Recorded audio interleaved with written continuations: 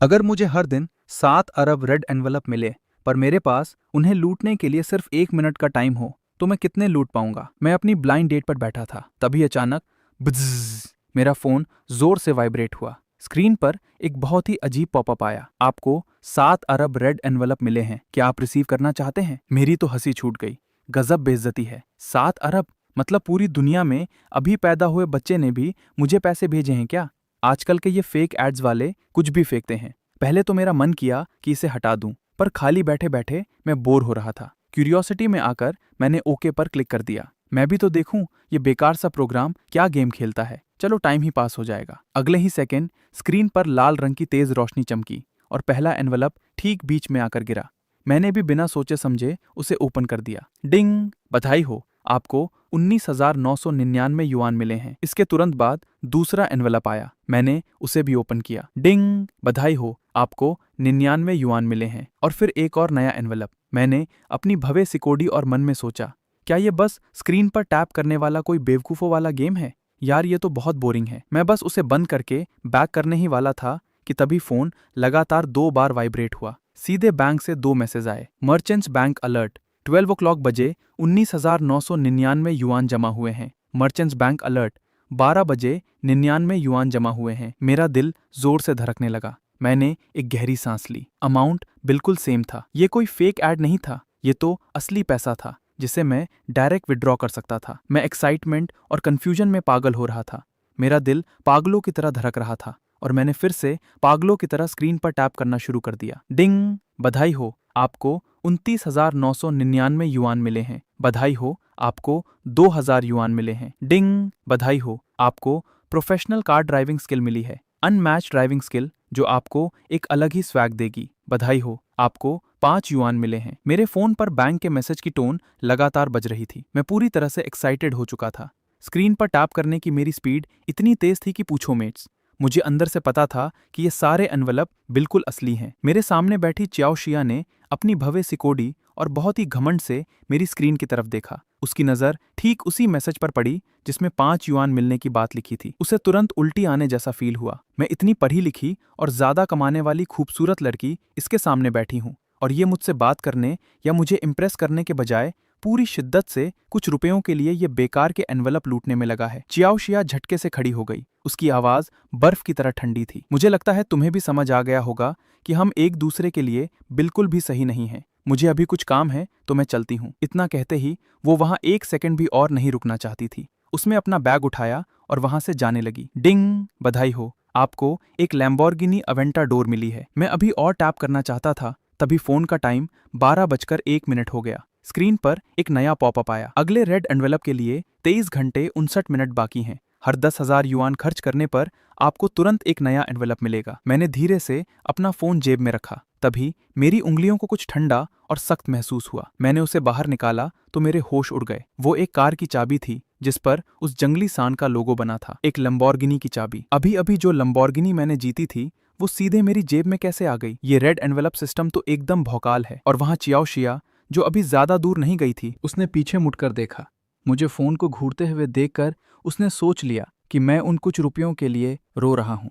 वो पूरी तरह से मुझे नीचा समझते हुए नखरे दिखाती हुई रेस्टोरेंट के दरवाजे से बाहर निकल गई। बाहर निकलते ही चाओ शिया वहां की भीड़ देखकर हैरान रह गई। दरवाजे के बाहर बहुत सारे लोग जमा थे। सबकी आंखें कुछ ही दूरी पर खड़ी एक बहुत ही खूंखार और सुपर कूल स्पोर्ट्स कार पर टिकी थी। हर तरफ से आवाजें आ रही थी, अरे बाप रे, लंबोर्गिनी, वो भी अवेंटाडोर। देश में इसकी कीमत कम से कम 1 करोड़ तो होगी। ये सिल्वर ग्रे कलर तो कसम से जहर लग रहा है। कार के एकदम सामने एक बहुत ही हॉट सी दिखने वाली फीमेल इन्फ्लुएंसर पानी के सांप की तरह बल खाते हुए उस कार के साथ पागलों की तरह पोज देकर सेल्फी ले रही थी। चाओ शिया भी उस टॉप लेवल की सुपर कार को देख रही थी और उसकी आंखों में जलन साफ नजर आ रही थी। तभी उसकी नजर मुझ पर पड़ी। मैं भी रेस्टोरेंट से बाहर आ गया था। मुझे देखते ही उसका खूबसूरत सा चेहरा एकदम से उतर गया और उसकी आंखों में गुस्सा भर गया। वो मन ही मन सोच रही थी, मैंने तो इसे साफ साफ मना कर दिया था, फिर ये साला भिखारी की तरह मेरे पीछे पीछे बाहर क्यों आ रहा है। मैं अपनी कार से आई हूँ, मुझे तुम्हारी ड्रॉप करने की कोई जरूरत नहीं है। चाओ शिया की आवाज में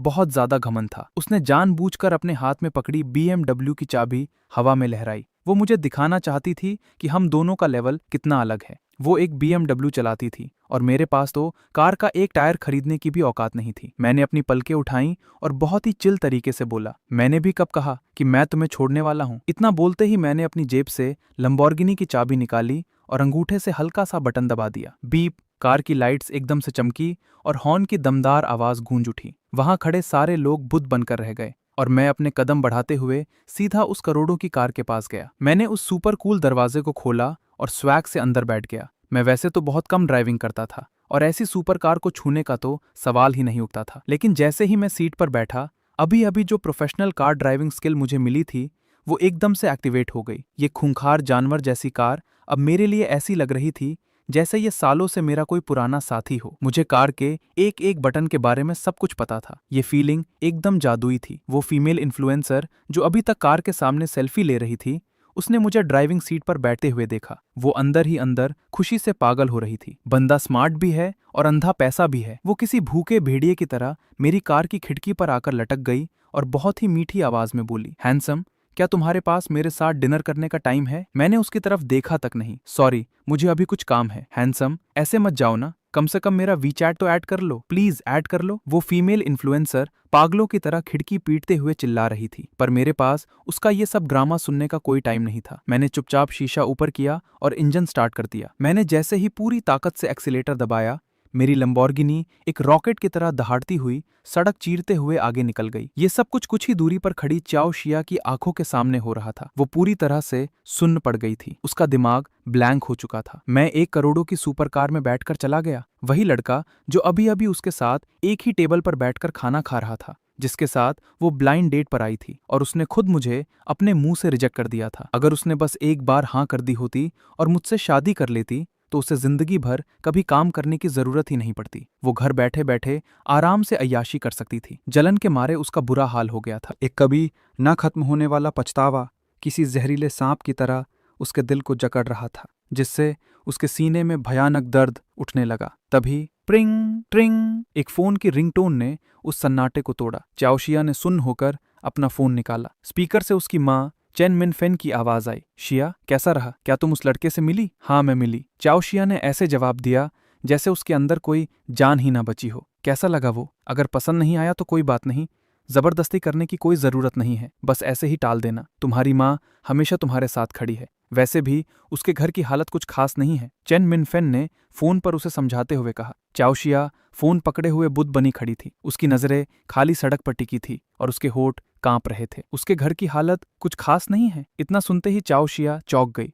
उसने तुरंत अपनी माँ से पूछा, तो उसके माँ बाप करते क्या है? फोन से चेन मिनफेन की आवाज आई। वो पहले मेरे साथ ही एक फैक्ट्री में काम करते थे। अब सुना है कि उन्होंने कपड़ों की कोई छोटी मोटी दुकान खोल ली है। बस इतना ही है, मुझे समझ आ गया। चाओशिया ने खटाक से फोन काट दिया। जब उसने दोबारा ऊपर देखा तो वो लंबोर्गिनी कब की गायब हो चुकी थी। उसके चेहरे पर अचानक एक अजीब सी स्माइल आ गई, जैसे उसे सब कुछ समझ आ गया हो। तो इस ब्लाइंड डेट में भौकाल टाइट करने के लिए इस साले ने अपनी सारी सेविंग्स उड़ाकर एक सुपर कार किराए पर ले ली। कितना फनी है ना? गरीब साला गरीब ही रहता है, भले ही उसे राजा के कपड़े पहना दो, वो कभी राजकुमार नहीं बन सकता। उसने फिर तिरछी नजरों से उस पागल फीमेल इन्फ्लुएंसर को देखा जो अभी भी खड़ी थी। उसने जलन में मन ही मन बड़बड़ाते हुए कहा, जैसी घटिया सोच वैसी ही घटिया लड़की। फिर वो अपने नखरे दिखाते हुए तसल्ली से अपनी BMW में जाकर बैठ गई। इधर मेरी बात करूं तो मैं एक हाथ से अपनी लैम्बोर्गिनी अवेंटाडोर सड़कों पर भगा रहा था। उस करोड़ों की सुपरकार का साउंड पूरी सड़क पर गूंज रहा था। जहां से भी मैं गुजरता हर इंसान पलटकर सिर्फ मुझे ही देख रहा था। मैंने पब्लिक पार्किंग में जाकर एक ब्रेक मारी और कार रोक दी। मैंने कार के ग्लव बॉक्स से ग्रीन बुक और रजिस्ट्रेशन सर्टिफिकेट निकाला। मेरे तो होश उड़ गए। उस पर साफ साफ मेरा नाम छपा था। मैंने अपनी ठोड़ी पर हाथ फेरा और मन में सोचा, क्या सच में नॉवेल्स की तरह मुझे भी कोई ऐसा सिस्टम मिल गया है जो मेरी पूरी जिंदगी पलट कर रख देगा? ये ख्याल मेरे दिमाग में आया ही था कि अचानक हवा में एक semi transparent virtual panel popup हो गया। मैंने उस पर क्लिक किया और डिंग, सिस्टम सक्सेसफुली एक्टिवेट हो गया है। न्यूबी स्टार्टर पैक दे दिया गया है। इसके तुरंत बाद एक से बढ़कर एक खतरनाक और भौकाल स्टैट्स मेरी आंखों के सामने आ गए। होस्ट चेन फैन यानी मैं, करंट लेवल LV1। इस लेवल पर मैं जितनी बार सांस लूंगा मतलब मेरी हर एक सांस के साथ मेरे अकाउंट में 1 युआन जमा हो जाएगा और ये सारा पैसा एकदम लीगल होगा, जिसे मैं आंख बंद करके कहीं भी उड़ा सकता हूँ। मैं उस पैनल को देखकर हैरान रह गया। इसी को तो कहते हैं बिना कुछ किए पैसा छापना। मैंने अपने दिमाग में जल्दी से कैलकुलेशन की। एक दिन में 24 घंटे होते हैं। सिर्फ सांस लेने और सोने के हिसाब से मैं बिना कुछ किए दिन का 60-70 हजार युआन कमा लूंगा। एक महीने का 2 मिलियन और एक साल का कम से कम 24 मिलियन। और ये तो सिर्फ सबसे कम लेवल यानी LV1 का कमाल है। अगर मेरा लेवल अपग्रेड हुआ तो क्या भौकाल मचेगा। मेरे चेहरे पर एक बड़ी सी मुस्कान आ गई और मैंने बिना कोई टाइम वेस्ट किए उस न्यूबी स्टार्टर पैक को ओपन कर दिया। वांग सिक्विन पहले तो एकदम सुन्न पड़ गई, लेकिन फिर जमीन पर बिखरे हुए सारे प्रॉपर्टी के पेपर्स को देखकर वो पागलों की तरह हंसने लगी। उसने मुझे पूरी तरह से नीचा दिखाते हुए घमंड से ताना मारा, तुम्हारे पास तो कोई डिग्री भी नहीं है और तुम किसी झोल वाले दलाल के पास जाकर लोगों को घर बेचना सीख रहे हो। क्या तुम अपनी इस औकात के साथ एक भी घर बेच पाओगे? उसकी उस छोटी सी सोच में मैं बस एक ऐसा गरीब और फटेहाल इंसान था जो हर महीने पानी और बिजली के कुछ रुपयों वाले बिल के लिए भी उसके हाथों की कठपुतली बना रहता था। उसके हिसाब से तो मैं मरते दम तक इतनी सारी प्रॉपर्टी का मालिक बन ही नहीं सकता था। मैंने एक ठंडी सी स्माइल दी। मुझे इस कुएं की मेंढक जैसी लड़की के साथ एक भी फालतू बात करने का कोई मन नहीं था। मैंने झुककर अपनी चीजें उठाईं और लंबे लंबे कदम बढ़ाते हुए सड़क किनारे खड़ी अपनी भौकाल लैम्बोर्गिनी एवेंटाडोर के पास गया। मैंने स्वैग से कार का दरवाजा खोला, अंदर बैठा और एक जोरदार एक्सीलेटर देते हुए कार को दहाड़ते हुए वहां से उड़ा ले गया। डिंग! बधाई हो, आपको चार्म ऑरा मिला है। आपका चार्म 5 पॉइंट बढ़ गया है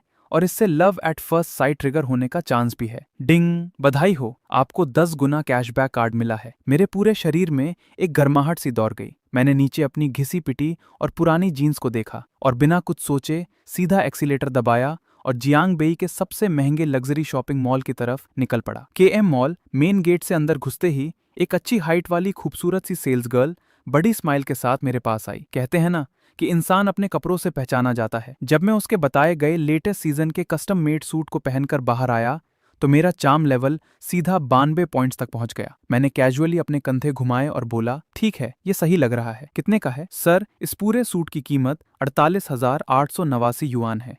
उस सेल्स गर्ल ने बहुत ही प्यारी सी स्माइल देते हुए कहा। यह कीमत सुनते ही मेरे माथे पर सिकुड़न आ गई और मैंने अपनी भवें सिकोड़ ली। सेल्स गर्ल का दिल धक से रह गया। उसने मन ही मन आह भरी, अरे यार, फिर से गलत बंदा चुन लिया। लगता है ये भी कोई ऐसा ही है जो इतनी महंगी कीमत सुनकर खरीद नहीं पाएगा, बस यहाँ आकर रईस बनने का दिखावा कर रहा है। लेकिन अगले ही सेकंड मैंने थोड़ा मायूस होकर बड़बड़ाते हुए कहा, सिर्फ 48,000? इतना सस्ता? चलो कोई बात नहीं, अभी इसी से कार्ड स्वैप कर दो। ये बात सुनते ही उस सेल्स गर्ल के चेहरे की वो प्रोफेशनल फेक स्माइल एकदम से जम गई। क्या बकवास है। मैंने अभी जो अपनी भवें सिकोड़ी थी वो इसलिए नहीं कि कीमत बहुत ज्यादा थी, बल्कि इसलिए कि कीमत बहुत कम थी। वो एकदम कंफ्यूज थी। उसने कांपते हुए हाथों से मेरा बैंक कार्ड लिया और POS मशीन पर स्वैप कर दिया। डिंग! 48,889 युआन का खर्च डिटेक्ट हुआ है। क्या आप 10x कैशबैक कार्ड का इस्तेमाल करना चाहते हैं? मैंने मन ही मन बिना सोचे बोला, हाँ करो। डिंग! सिस्टम सीधा एक लेवल अपग्रेड होकर LV2 पर पहुंच गया है। अब कमाई डबल हो गई है, यानी हर सेकंड 2 युआन मिलेंगे। मैं अभी कुछ समझ पाता उससे पहले ही मेरी जेब में रखा फोन पागलों की तरह वाइब्रेट करने लगा। मर्चेंट्स बैंक से मैसेज आया, 4,88,890 युआन क्रेडिट हुए हैं। सिर्फ यही नहीं, हर 10,000 खर्च करने पर एक रेड एनवेलप मिलने वाला रूल भी ट्रिगर हो गया था। मेरे सामने लगातार 4 बड़े रेड एनवेलप के पॉपअप आ गए। 20,000 और 3,000 के कैश रिवॉर्ड बारिश की तरह मेरे अकाउंट में गिरने लगे। अपना बैलेंस देकर मेरी स्माइल कानों तक पहुंच गई थी। तभी वो सेल्स गर्ल जो अभी तक अपने होश में नहीं आई थी, उसने दोनों हाथों से मेरा कार्ड मुझे वापस दिया। सर, आपका कार्ड? मैंने उसकी तरफ देखा तक नहीं और कैजुअली रैक की तरफ इशारा करते हुए कहा, वो 2 पीस और वहां रखा वो पूरा सेट। हाँ, ये 10 पीस मेरे साइज के हिसाब से सब पैक कर दो। सेल्स गर्ल ने गहरी सांस ली। उसकी धड़कनें तेज हो गई थी। अमीर, ये पक्का कोई बहुत ही बड़ा अरबपति है जो भेस बदल कर आया है। उसने जल्दी जल्दी सब कुछ पैक किया और बहुत एक्साइटमेंट के साथ बताया, सर, टोटल बिल 2,32,100 युआन हुआ है। मैं मैनेजर से बात करके ऊपर के 2,100 का डिस्काउंट करवाती हूँ। आप बस थोड़ा वेट कीजिए। डिस्काउंट की कोई जरूरत नहीं है, मैंने बहुत ही चिल तरीके से हाथ हिलाकर कहा, जैसे मैं ये बता रहा हूँ कि रात को खाने में क्या खाना है। वो जो ऊपर के 2,100 हैं वो तुम अपनी टिप समझ के रख लो। ये थोड़ा सा पैसा अब मेरे लिए सिर्फ एक नंबर था। इस लड़की की सर्विस अच्छी थी, कपड़े भी पहनने में कंफर्टेबल थे, तो थोड़ी टिप देकर मजे लेने में क्या बुराई है। सेल्स गर्ल की आंखें तो जैसे बाहर ही आ गई थीं। वो इतनी एक्साइटेड थी कि उसने 90 डिग्री झुककर मुझे प्रणाम किया। उसका चेहरा खुशी से लाल हो गया था और वो जोर से बोली, थैंक यू सर। मेरा कार्ड स्वैप होते ही मेरे दिमाग में वो सुरीली नोटिफिकेशन टोन फिर से पागलों की तरह बजने लगी। डिंग, सिस्टम LV3 तक पहुंच गया है। इस बार का रिवॉर्ड तो एकदम भौकाल था। अब मैं सिर्फ सांस भी लूंगा तो मेरे अकाउंट में 5 युआन आ जाएंगे। मोटा मोटा हिसाब लगाऊं तो अब मैं दिन भर कुछ ना भी करूं तो बैठे बैठे कम से कम 3-4 लाख युआन कमा लूंगा। उसी वक्त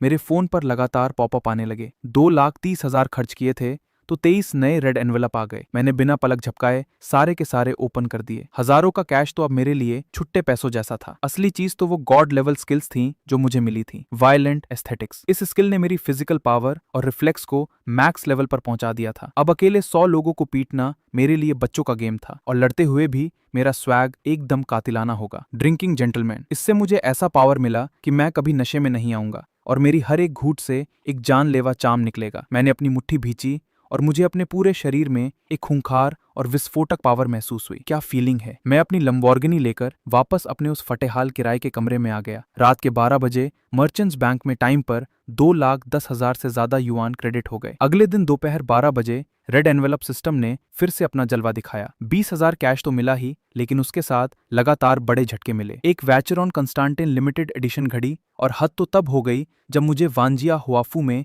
एक पूरी की पूरी बिल्डिंग मिल गई। मेरी उंगलियां वहीं रुक गईं और मैं एकदम से सुन्न पड़ गया। वांजिया हुआफू, वो तो जियांगबई का सबसे टॉप लेवल का स्कूल डिस्ट्रिक्ट है, जहां घरों की कीमत कब की 50,000 के पार जा चुकी है, और मुझे एक पूरी बिल्डिंग मिल गई। मैं अभी इस शौक से बाहर भी नहीं आ पाया था कि तभी मेरे सामने हवा से गिरकर प्रॉपर्टी पेपर्स का एक पहाड़ सा बन गया और साथ में चाबियों के 2 भारी गुच्छे भी आ गिरे। मैंने कैजुअली पहली बुक खोली, बिल्डिंग ए, फ्लैट 101, मालिक चेन फैन। दूसरी बुक देखी, फ्लैट 102, मालिक फिर से चेन फैन। पूरी 33 मंजिलें, हर मंजिल पर 4 फ्लैट, टोटल 132 टॉप लेवल के अपार्टमेंट, और अब ये सारे के सारे सिर्फ मेरे नाम पर थे। करोड़ों अरबों की प्रॉपर्टी बस ऐसे ही मेरे पैरों के पास पड़ी हुई थी। मैंने खुद को शांत करने के लिए अपनी जेब में सिगरेट ढूंढने के लिए हाथ डाला, लेकिन बाहर क्या निकला, एक आंखें चौंधिया देने वाली वाचेरॉन कॉन्स्टेंटीन घड़ी। घड़ी को देखकर और फिर जमीन पर बिखरे उन प्रॉपर्टी पेपर्स को देखकर मेरे चेहरे पर एक शातिर सी स्माइल आ गई। मैंने एक फटी सी प्लास्टिक की पन्नी उठाई, अपने उन करोड़ों के कागजातों को उसमें ठूसा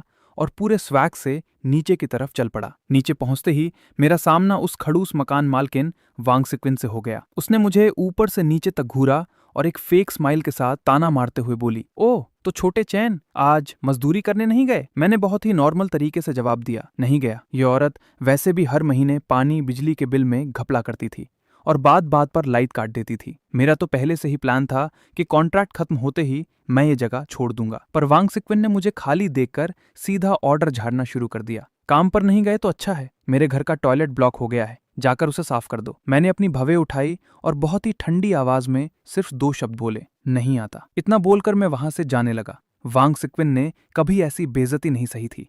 उसने मेरा हाथ कसकर पकड़ लिया और चिल्लाने लगी, ज्यादा नवाब बन रहा है? तुम जैसे अनपढ़ और नीची औकात वालों की किस्मत में यही गटर साफ करना लिखा है। उसका ये फालतू का ड्रामा देखकर मैंने झटके से अपना हाथ छुड़ाया। इस चक्कर में वो प्लास्टिक की पन्नी फट गई और उसके अंदर रखे वो सारे लाल रंग के प्रॉपर्टी पेपर्स और चाबियों का गुच्छा छपाक से जमीन पर गिर गया। वांगसिक्विन पहले तो सुन पड़ गई, लेकिन फिर जमीन पर बिखरे उन पेपर्स को देखकर वो पागलों की तरह पेट पकड़कर हंसने लगी। उसने पूरी तरह से मुझे नीचा दिखाते हुए कहा, ओहो, तुम्हारे पास तो कोई डिग्री भी नहीं है और तुम किसी झोल वाले दलाल के पास जाकर लोगों को घर बेचना सीख रहे हो। क्या तुम अपनी इस औकात के साथ एक भी घर बेच पाओगे? उसकी उस छोटी सी सोच में मैं बस एक ऐसा गरीब इंसान था जिसे वो हर महीने कुछ रुपयों के लिए अपनी उंगलियों पर नचा सकती थी। उसके हिसाब से तो मैं मरते दम तक इतनी सारी प्रॉपर्टी का मालिक बन ही नहीं सकता था। मैंने एक ठंडी सी स्माइल दी। मुझे इस कुएं की मेंढक जैसी औरत से एक भी फालतू बात करने का कोई मन नहीं था। मैंने झुककर अपना सामान उठाया और लंबे लंबे कदम बढ़ाते हुए सड़क किनारे खड़ी अपनी भौकाल लैम्बोर्गिनी अवेंटाडोर के पास गया। मैंने दरवाजा खोला, अंदर बैठा और एक जोरदार एक्सीलेटर देते हुए कार को दहाड़ते हुए वहां से उड़ा ले गया। तभी वांगसिक्विन के उस मोटे सांड जैसे बेटे ली जियाहू ने दूर जाती हुई मेरी कार की बैकलाइट्स देखी। उसकी छोटी छोटी आंखें एक्साइटमेंट के मारे बाहर आने को हो गईं। अरे बाप रे, लैम्बोर्गिनी अवेंटाडोर, हमारे इस कबाड़ जैसे मोहल्ले में कोई इतनी भौकाल कार चला रहा है, कसम से मजा आ गया। वांग सिक्विन ने अपने बेटे को इतना एक्साइटेड देखकर मुंह बनाते हुए बड़ी बड़ी हाँकना शुरू किया। एक खटारा कार को देखकर इतना क्या उछल रहा है? तू बस कोई नौकरी ढूंढ ले, तेरी माँ तुझे 2 लाख युआन देगी, तू भी ऐसी ही एक कार ले लेना। ली जियाहू ने अपनी माँ को ऐसे देखा जैसे कोई बेवकूफ खड़ा हो, और वो चीखते हुए बोला, 2 लाख? तुम सपने देख रही हो क्या? 2 लाख को 10 बार भी मिला लोगी तो भी ये नहीं मिलेगी। वो एक टॉप लेवल की सुपर कार है जिसकी कीमत कम से कम 1 करोड़ है। क्या? वांग सीचिन का मुंह खुला का खुला रह गया और उसके दिमाग में जैसे कोई बम फट गया। उसे अचानक सा याद आया कि मैंने आज जो कपड़े पहने थे वो वही ब्रांडेड कस्टम मेड सूट था जिसे उसका बेटा कुछ दिन पहले मॉल में देखकर भी नहीं खरीद पाया था, क्योंकि उसकी कीमत हजारों में थी। और फिर उसे जमीन पर गिरे वो सारे प्रॉपर्टी के कागजात याद आए। एक बहुत ही खौफनाक ख्याल ने उसका गला घोट दिया। कहीं वो सारे घर सच में उसी के तो नहीं थे? वांग सीचिन के पैरों के नीचे से जमीन खिसक गई और उसने कांपते हुए एक लंबी सांस ली। दूसरी तरफ अपनी कुछ शानदार हवेलियों का मुआयना करने के बाद मैं अपना वो प्लास्टिक का झोला लिए पास के ही एक लियंजिया रियल एस्टेट ऑफिस में घुस गया। मेरी एक पूरी बिल्डिंग है जिसे मुझे किराए पर देना है। अपने मैनेजर को बुलाओ, मैंने टेबल पर उंगली मारते हुए कहा। काले चश्मे वाले उस एजेंट को ठीक से सुनाई नहीं दिया। उसे लगा कि मैं सिर्फ एक घर की बात कर रहा हूं। उसने अपने चेहरे पर एक प्रोफेशनल फेक स्माइल चिपकाई और बोला, सर आप बेफिक्र रहिए, मैं ही इस पूरे एरिया को हैंडल करता हूं। मैं आपको सबसे तगड़ा प्राइस दिलवाऊंगा। मुझे फालतू बात करने का कोई शौक नहीं था। मैंने अपने हाथ को झटका दिया और छपाक सैकड़ों प्रॉपर्टी पेपर्स और चाबियों की बारिश करते हुए सब कुछ सीधे टेबल पर पटक दिया। वो एजेंट जो 1 सेकंड पहले तक फेक स्माइल दे रहा था, अगले ही सेकंड उसकी आंखें छिटक कर बाहर आ गई। वो इतना डर गया कि उसकी सिटी पिट्टी गुम हो गई और वो हकलाते हुए बोला, सर आप प्लीज बैठिए, मैं अभी मैनेजर को बुला कर लाता हूँ। कुछ ही देर में एक बहुत ही हॉट और खूबसूरत सी मैनेजर तेज कदमों से बाहर आई। उसने एकदम टाइट प्रोफेशनल सूट पहना हुआ था। उसके फीचर्स एकदम परफेक्ट थे, लंबी टांगे और कातिलाना फिगर। इसका ब्यूटी लेवल तो पक्का 94 पॉइंट्स होगा। हेलो सर, मैं लियंजिया डोंगचेंग की रीजनल मैनेजर हान तियान हूँ। हान तियान ने अपना विजिटिंग कार्ड देते हुए मन ही मन हैरान होकर मुझे ऊपर से नीचे तक देखा। मेरी 6 फुट की हाइट, ब्रांडेड कपड़े और वो भौकाल वाला रफ एंड टफ स्वैग किसी की भी जान लेने के लिए काफी था। उसने पहले ही सुन रखा था कि वंगजिया हुआफू की बिल्डिंग ए को किसी मिस्ट्री बॉस ने फुल कैश पेमेंट देकर खरीद लिया है, पर उसने सपने में भी नहीं सोचा था कि वो बॉस मेरे जैसा एक इतना हैंडसम और यंग लड़का होगा। जब उसे लगा कि वो मुझे कुछ ज्यादा ही घूर रही है तो उसके प्रोफेशनल चेहरे पर हल्की सी लाली छा गई। मेरा नाम चेन है, मैंने आराम से चाय का एक घूंट पीते हुए कैजुअली जवाब दिया। हान तियान ने जल्दी से खुद को संभाला और स्माइल करते हुए अपने प्लेटफॉर्म के फायदों और वीआईपी कस्टमर पॉलिसीज के बारे में बकबक करने लगी। पर मेरे पास ये सब सुनने का कोई टाइम नहीं था। मैंने बहुत ही चिल तरीके से सिर हिलाया। ठीक है, तो मैं अपने सारे घरों की जिम्मेदारी तुम्हारे हवाले करता हूँ। मेरी बात सुनकर हान तियान एकदम सुन पड़ गई।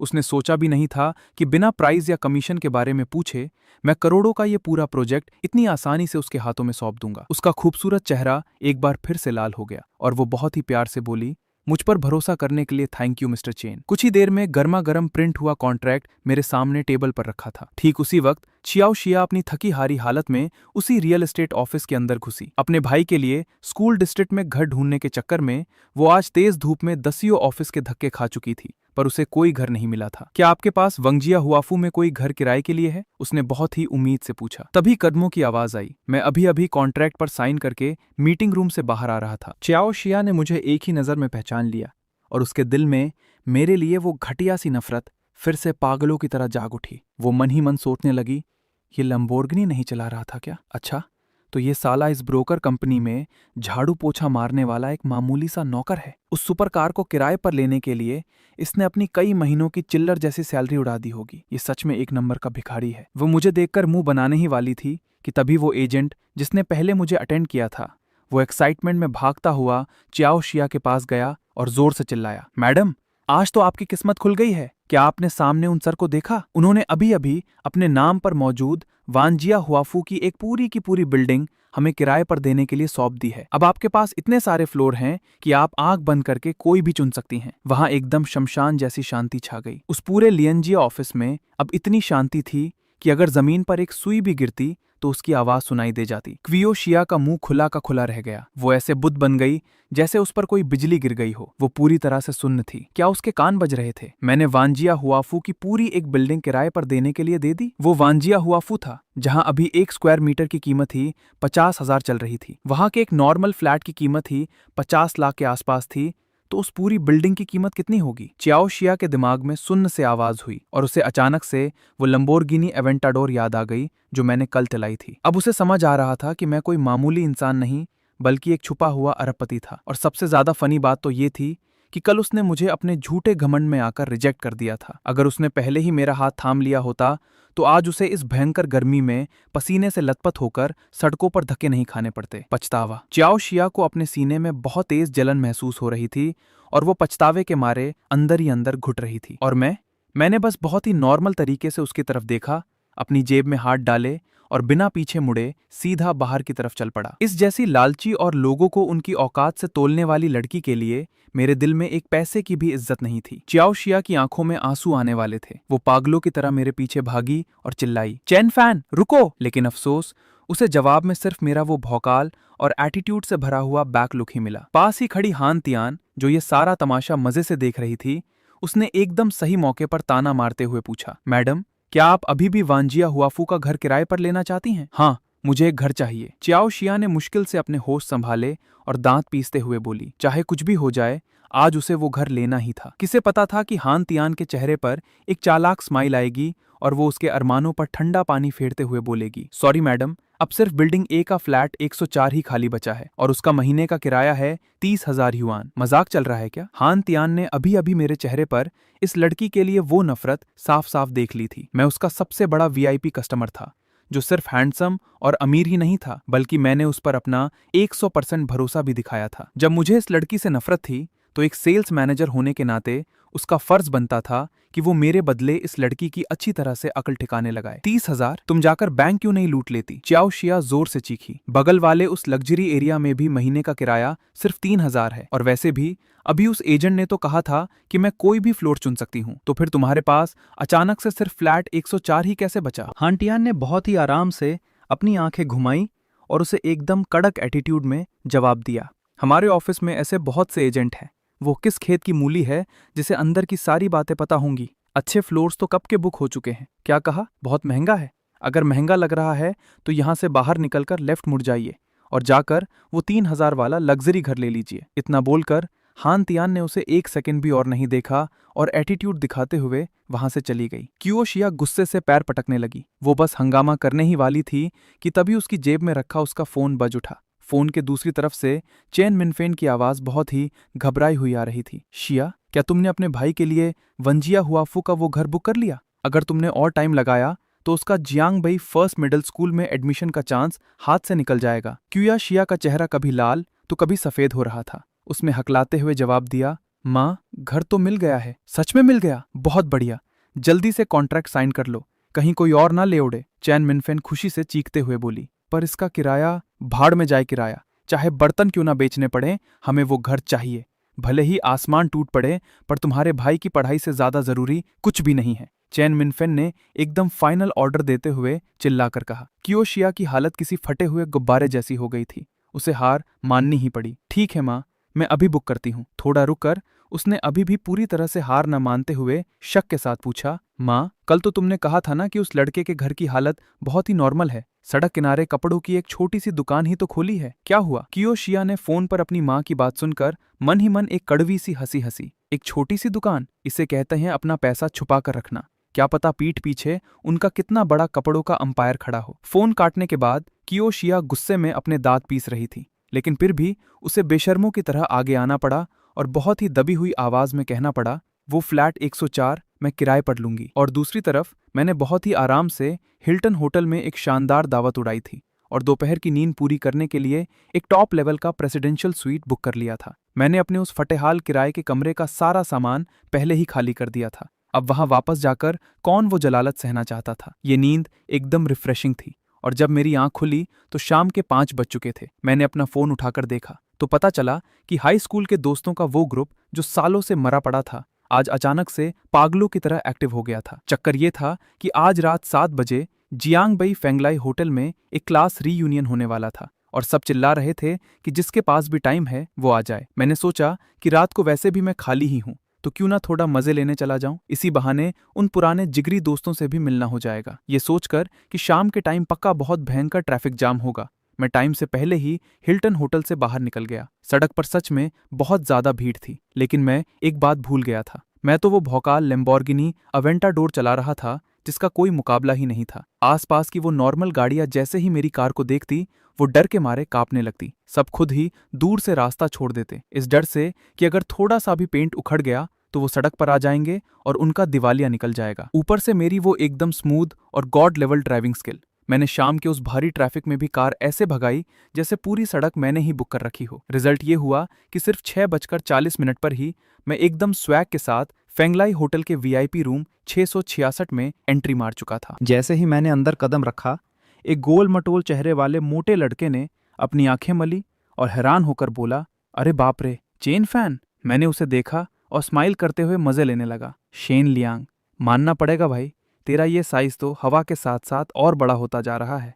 बता दूं कि स्कूल के टाइम पर यह लड़का एक बंदर की तरह सूखा हुआ था। लोगों ने इसका नाम बांस रखा हुआ था, पर अब देखो, ये तो फैलकर पूरा एक मीट का गोला बन गया था। टाइम ने सच में किसी को नहीं छोड़ा था। अरे मेरी माँ, ये तो सच में चेन फैन है। इतने सालों में हम मिले नहीं और तेरा स्वैग तो एकदम नेक्स्ट लेवल पहुंच गया है भाई। मैं तो तुझे पहचान ही नहीं पा रहा था, शेन लियांग ने एक्साइटमेंट में अपनी जांग पर हाथ मारते हुए कहा। तभी पास से एक बहुत ही इरिटेटिंग सी आवाज आई, सुनो, मुझे लगता है कि ग्रेजुएशन के बाद हम पहली बार मिल रहे हैं ना। वांग हाओ की अपने अंदर का पूरा एटीट्यूड दिखाते हुए पास आया। उसने एक फेक स्माइल के साथ ताना मारा, सुना है कि तुम हाई स्कूल के बाद ही मजदूरी करने चले गए थे, तो क्या हाल है, अब महीने का कितना कमा लेते हो। मैंने उसे टालते हुए बस इतना कह दिया, बस ऐसे ही टाइम पास कर रहा हूँ, कुछ 1000 युआन कमा लेता हूँ। सिर्फ कुछ 1000 युआन? वांग हाओ की ये सुनते ही खुशी से झूम उठा। उसके चेहरे पर खुद को बहुत बड़ा 30 मार खा समझने वाला वो घमंड साफ छलक रहा था। तो फिर आज रात तुम्हें अपना पेट खोलकर अच्छे से ठूस लेना चाहिए। आखिर आज रात की इस एक टेबल का बिल ही तुम्हारी पूरे महीने की खून पसीने की कमाई को जीरो कर देगा। उसकी नज़रों में मेरा इतना हैंडसम होना किसी काम का नहीं था। उसके हिसाब से मैं बस महीने के कुछ 1000 कमाने वाला एक गरीब मजदूर ही तो था। मैंने अपनी भवें हल्की सी ऊपर की। ये साला अपनी बातों में जो जहर घोल रहा था, क्या मुझे वो समझ नहीं आ रहा था? पर आज क्लास रियूनियन था, इसलिए मुझे मिलते ही उसकी औकात दिखाने का कोई मन नहीं था। मैंने बस एक स्माइल दी और उसकी बात को इग्नोर कर दिया। हम बात कर ही रहे थे कि कमरे का दरवाज़ा खुला और वहां खड़ी थी यांग वेंजिंग, जो ऊपर से नीचे तक किसी नए नए अमीर बने इंसान की तरह सजी हुई थी। वो एक घमंडी मोरनी की तरह एक मोटे से बियर बेली वाले अधेड़ उम्र के आदमी का हाथ पकड़े हुए नखरे दिखाते हुए अंदर आई। बस फिर क्या था, पूरा कमरा तुरंत ही मक्खनबाजी और चापलूसी का अड्डा बन गया। अरे बाप रे, क्या ये हमारी क्लास की सबसे खूबसूरत लड़की यांग वेंजिंग नहीं है? क्या ब्रांडेड कपड़े पहने हैं? हमारी ब्यूटीफुल यांग वेंजिंग तो उम्र के साथ और भी जमा और खूबसूरत होती जा रही है। अरे मैडम, हमसे कुछ छुपाइए मत, अपने बगल में खड़े इस बड़े बॉस से हमारी पहचान नहीं करवाएंगी? लोगों की इस चापलूसी को सुनकर यांग वेंजिंग पागलों की तरह हंसने लगी। उसके चेहरे पर पुता हुआ दीवार जैसा मोटा मेकअप तो बस झड़ने ही वाला था। सबकी तारीफ के लिए थैंक यू, ये मेरे हस्बैंड है। मैं कोने में बैठा था और मैंने बहुत ही चिल तरीके से यांग वेंजिंग और उसके उस आदमी को देखा जिसका पेट ऐसा लग रहा था जैसे वो 10 महीने का प्रेग्नेंट हो। ये देखकर मुझे अंदर ही अंदर पसीना आ गया। मुझे वो टाइम याद आ गया जब क्लास की इतनी लड़कियां मुझ पर मरती थीं कि उनसे ताश की एक पूरी टेबल सज जाती, और उनमें से ये यांग वेंजिंग मेरे पीछे सबसे ज्यादा पागलों की तरह पड़ी थी। शुक्र है कि उस टाइम मेरा सारा फोकस सिर्फ पढ़ाई पर था और मैंने बिना रहम खाए उसे साफ रिजेक्ट कर दिया था। आज उसके इस ड्रामे को देखकर मेरे दिल ने कहा कि भाई बच गए, अच्छा हुआ उस टाइम सही मौके पर पतली गली से निकल लिए थे। तभी दरवाजे के बाहर से कुछ हल्के कदमों की आवाज आई और अगले ही पल चिन यूशुआ ताजी हवा के एक झोंके की तरह कमरे में अंदर आई। दूध जैसा गोरा रंग, झरने की तरह काले और लंबे बाल। भले ही उसने बहुत ही सिंपल से कैजुअल कपड़े पहने थे, लेकिन फिर भी वो कपड़े उसके परफेक्ट फीचर्स और उस कातिलाना फिगर को छुपा नहीं पा रहे थे। उसकी इस एंट्री से ऐसा लगा जैसे इस कमरे की वो दम घोटने वाली और गंदी हवा एकदम से साफ हो गई हो। मेरी तरह बड़े बड़े सीन देखने वाले इंसान की भी आंखें उसे देखकर चमक उठी। अरे बाप रे, जिन यूशुआन, हमारी क्लास की सुपर टॉपर भी आज यहाँ पधारी हैं। आज तो सच में कोई खास दिन है। भीड़ में से कुछ लोग जिन्हें तमाशा देखने में मजा आता था, उन्होंने धीरे धीरे फुसफुसाना शुरू कर दिया। अबे, तुम लोगों को याद है, स्कूल टाइम में तो यही उल्टी उल्टी खबर थी ना कि इस चिन यूशुआन और यंग वेंजिंग दोनों को चैन फान पर क्रश था। अब ये कैसा सीन चल रहा है? कैसा सीन चलेगा? तू अंधा है क्या? उस यंग वेंजिंग ने तो एक बड़े बॉस का हाथ थाम लिया है और चिन यूशुआन तो शंघाई में मास्टर्स कर रही है। वो एक टॉप स्टूडेंट है। और तू एक बार उस चेन फैन को देख, हाई स्कूल के बाद ही मजदूरी करने सड़कों पर उतर गया। आज उसकी जेब में कुछ हजार के चिल्लर ही तो बचते हैं। एकदम टिपिकल गरीब और नीची औकात वाला साला। इन दोनों देवियों के सामने उसका कोई चांस ही नहीं है। इतना बोलते ही कमरे में बैठे वो सारे लोग एक साथ मेरी तरफ ऐसे देखने लगे जैसे मैं कोई कचरा हूं। वो सब डर रहे थे कि कहीं मेरी गरीबी की बदबू उन तक न पहुंच जाए, और चुपके चुपके मुझसे दूर खिसकने लगे। उनका वो घमंड देखकर ऐसा लग रहा था कि अगर वो मुझसे आधा इंच भी टकरा गए तो उनका हाई क्लास लेवल गिर जाएगा। सिर्फ एक इंसान ऐसी नहीं थी, चिन यूशुआन। जैसे ही इस टॉप लेवल की स्कूल ब्यूटी ने कमरे में एंट्री मारी, उसकी नजरें पूरे कमरे पर घूमी, पर वो मुझ पर आकर 2 सेकंड के लिए ज्यादा रुक गई। हमारी नजरें मिली और उसने मुझे देखकर हल्की सी स्माइल दी। कसम से उसकी इस एक स्माइल ने कमरे में चल रहे सारे फेक और दिखावटी ड्रामे को एक झटके में खत्म कर दिया। जल्दी ही एक से बढ़कर एक शानदार डिशेस टेबल पर आने लगी। किसी ने माहौल बनाते हुए चिल्लाकर कहा, यार, हम हाई स्कूल के दोस्त इतने सालों बाद एक साथ मिले हैं। भाइयों और बहनों, चलो एक एक जाम हो जाए। जाम टकराए और इसी के साथ इन दिखावटी दोस्तों की ये पार्टी ऑफिशियली शुरू हो गई। हम सब ने अभी 2 निवाले भी नहीं खाए थे कि हु जिनसोंग, जो हमेशा की तरह अपनी फेवरेट चेक वाली शर्ट पहने हुए था, उसने पूरे स्वैग से एंट्री मारी। अंदर आते ही उसने कुछ नहीं बोला, सीधा अपनी BMW कार की चाबी ठक से टेबल पर पटक दी ताकि सबको दिख जाए। फिर वो बड़ा शरीफ बनने का दिखावा करते हुए हाथ जोड़कर बोला, अरे यार, सॉरी दोस्तों, रास्ते में कुत्तों की तरह भयानक ट्रैफिक जाम था। मैं पहले खुद को सजा देते हुए एक जाम पीता हूं। इतना बोलकर उसने अपना जाम उठाया और एक ही सांस में पूरा गटक गया। वांग हाओची तुरंत किसी भूखे कुत्ते की तरह उसकी चापलूसी करने पहुंच गया। जिनसोंग भाई, मान गए यार, तुम तो BMW चलाने लगे। हु जिनसोंग ने अपनी स्माइल को छिपाने की कोशिश करते हुए अपनी रहीसी झाड़ते हुए बोला, अरे नहीं यार, बस एक मामूली सी 5 सीरीज ही तो है, कोई बड़ी बात नहीं है। 5 सीरीज भी तो एक लग्जरी कार है। वांग हाओकी ने उसके जूते चाटना जारी रखा। अरे 5 सीरीज किस बात की लग्जरी कार है? हु जिनसोंग ने हाथ हिलाते हुए थूक उड़ा उड़ाकर अपनी बात बतानी शुरू की। तुम लोगों को पता नहीं है, मैंने अभी अभी पार्किंग में एक ऐसी खूंखार चीज देखी है ना, एक लैम्बोर्गिनी अवेंटाडोर। ये सुनते ही शैन लियांग की आंखें बाहर आने को हो गई। अबे क्या बात कर रहा है? सच में? अपने इस जियांग बेई में ऐसी टॉप लेवल की कार कौन लाया? और नहीं तो क्या, हु जिनसोंग इतना एक्साइटेड था जैसे वो उसके खुद के बाप की कार हो। उसकी ऑन रोड कीमत 1 करोड़ से भी ज्यादा है यार। मेरे तो होश ही उड़ गए। पता नहीं कौन सा अरबपति साला उसे चलाकर लाया है। मेरी इस खटारा BMW में तो सिर्फ 252 हॉर्स पावर है, पर उस इवेंटेडोर में V12 इंजन लगा है, पूरे 700 हॉर्स पावर का। 0 से 100 की स्पीड पकड़ने में उसे सिर्फ 2.8 सेकंड लगते हैं। एक बार एक्सीलेटर दबाओ तो वो सीधा सड़क पर उड़ने लगती है। उसको पागलों की तरह हाथ पैर मारते और उछलते हुए देखकर मैं जो कोने में बैठा था, मेरी हंसी छूटने ही वाली थी। अपनी ख्याली कार का भौकाल टाइट करने के बाद हु जिनसोंग की आंखें घूमी और उसकी नजर कोने में बैठी किसी अप्सरा जैसी दिखने वाली चिन यूशुआ पर पड़ी। वो तुरंत उसके पास जाकर चिपकने लगा। अरे वाह चिन ब्यूटी, मैंने तो सोचा भी नहीं था कि तुम भी आओगी। कुछ सालों में तुम तो और भी ज्यादा खूबसूरत हो गई हो। किसे पता था कि चिन यूशुआ उसे ठीक से देखेगी तक नहीं। उसने बस एक फॉर्मेलिटी वाली स्माइल दी और उसे वहीं इग्नोर करके छोड़ दिया। अपनी बेइज्जती होने के बाद हु जिनसोंग ने अजीब सा मुंह बनाया, अपनी नाक खुजाई और तुरंत अपना टारगेट बदलकर उस भारी मेकअप वाली यांग वेंजिंग और उसके हस्बैंड पर सेट कर लिया। अरे यांग ब्यूटी और दू बॉस, आज तो आप दोनों के आने से पार्टी में 4 चांद लग गए। आइए आइए, मैं आप दोनों के नाम पर एक जाम पीता हूँ। हु जिनसोंग हाथ में जाम लिए किसी पुराने फूल की तरह मुस्कुराते हुए बोला। वांग हाओकी बगल में खड़ा होकर किसी आंटी की तरह गॉसिप करने लगा। क्यों जिनसोंग, क्या तुम दू बॉस को जानते हो? अबे बकवास मत कर, हु जिनसोंग ने पूरी तरह से चापलूसी करते हुए कहा। डू बॉस हमारे यहाँ के सबसे टॉप लेवल के बिजनेसमैन हैं। मेरी ये BMW कार भी डू बॉस की ही मेहरबानी है। उन्होंने ही मुझे काम दिया है। और पता है, डू बॉस खुद जो कार चलाते हैं वो पोर्श केयन है। जैसे ही लोगों ने पोर्श का नाम सुना, सबने एक गहरी सांस ली और चापलूसियों की बाढ़ सी आ गई। अपना वो 10 महीने के प्रेग्नेंट जैसा पेट बाहर निकाले हुए दूल्हे ने एक बहुत ही शांत और बड़े इंसान होने का दिखावा करते हुए हंसकर कहा, अरे वो केने तो बस मैं सब्जी वब्जी लाने के लिए इस्तेमाल करता हूँ।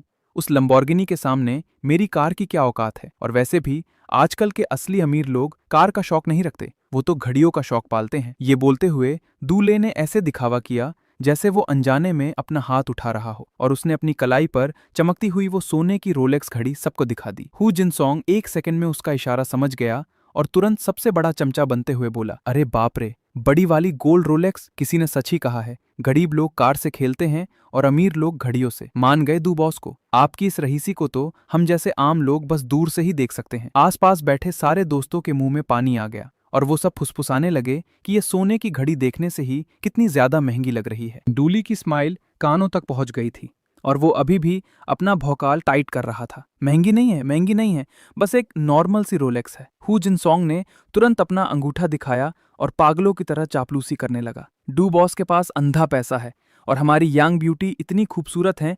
आप दोनों तो एकदम परफेक्ट कपल हैं। ओह हाँ, याद आया, इन दोनों के जूते चाटने के लिए हु जिनसोंग ने अचैन फैन था। वो अपनी उस थोड़ी बहुत हैंडसम शक्ल का फायदा उठाकर हमारी यांग ब्यूटी के पीछे पागलों की तरह पड़ा रहता था। शुक्र है कि यांग ब्यूटी की आंखें तेज थीं और उन्होंने उसे रिजेक्ट कर दिया। कसम से इस हु जिनसोंग ने अपने इस अमीर बॉस को खुश करने के लिए सारी हदें पार कर दी थी। उस टाइम यांग वेंजिंग खुद मेरे पीछे पड़ी थी और मैंने उसे रिजेक्ट किया था, लेकिन इस साले ने पूरी बात ही पलट दी और मुझे उसके पीछे पागलों की तरह भागने वाला बना दिया। यांग वेंजिंग ये सुनते ही हवा में उड़ने लगी। मैं उससे हाँ क्यों करती? क्या किसी हैंडसम चेहरे से पेट भरता है?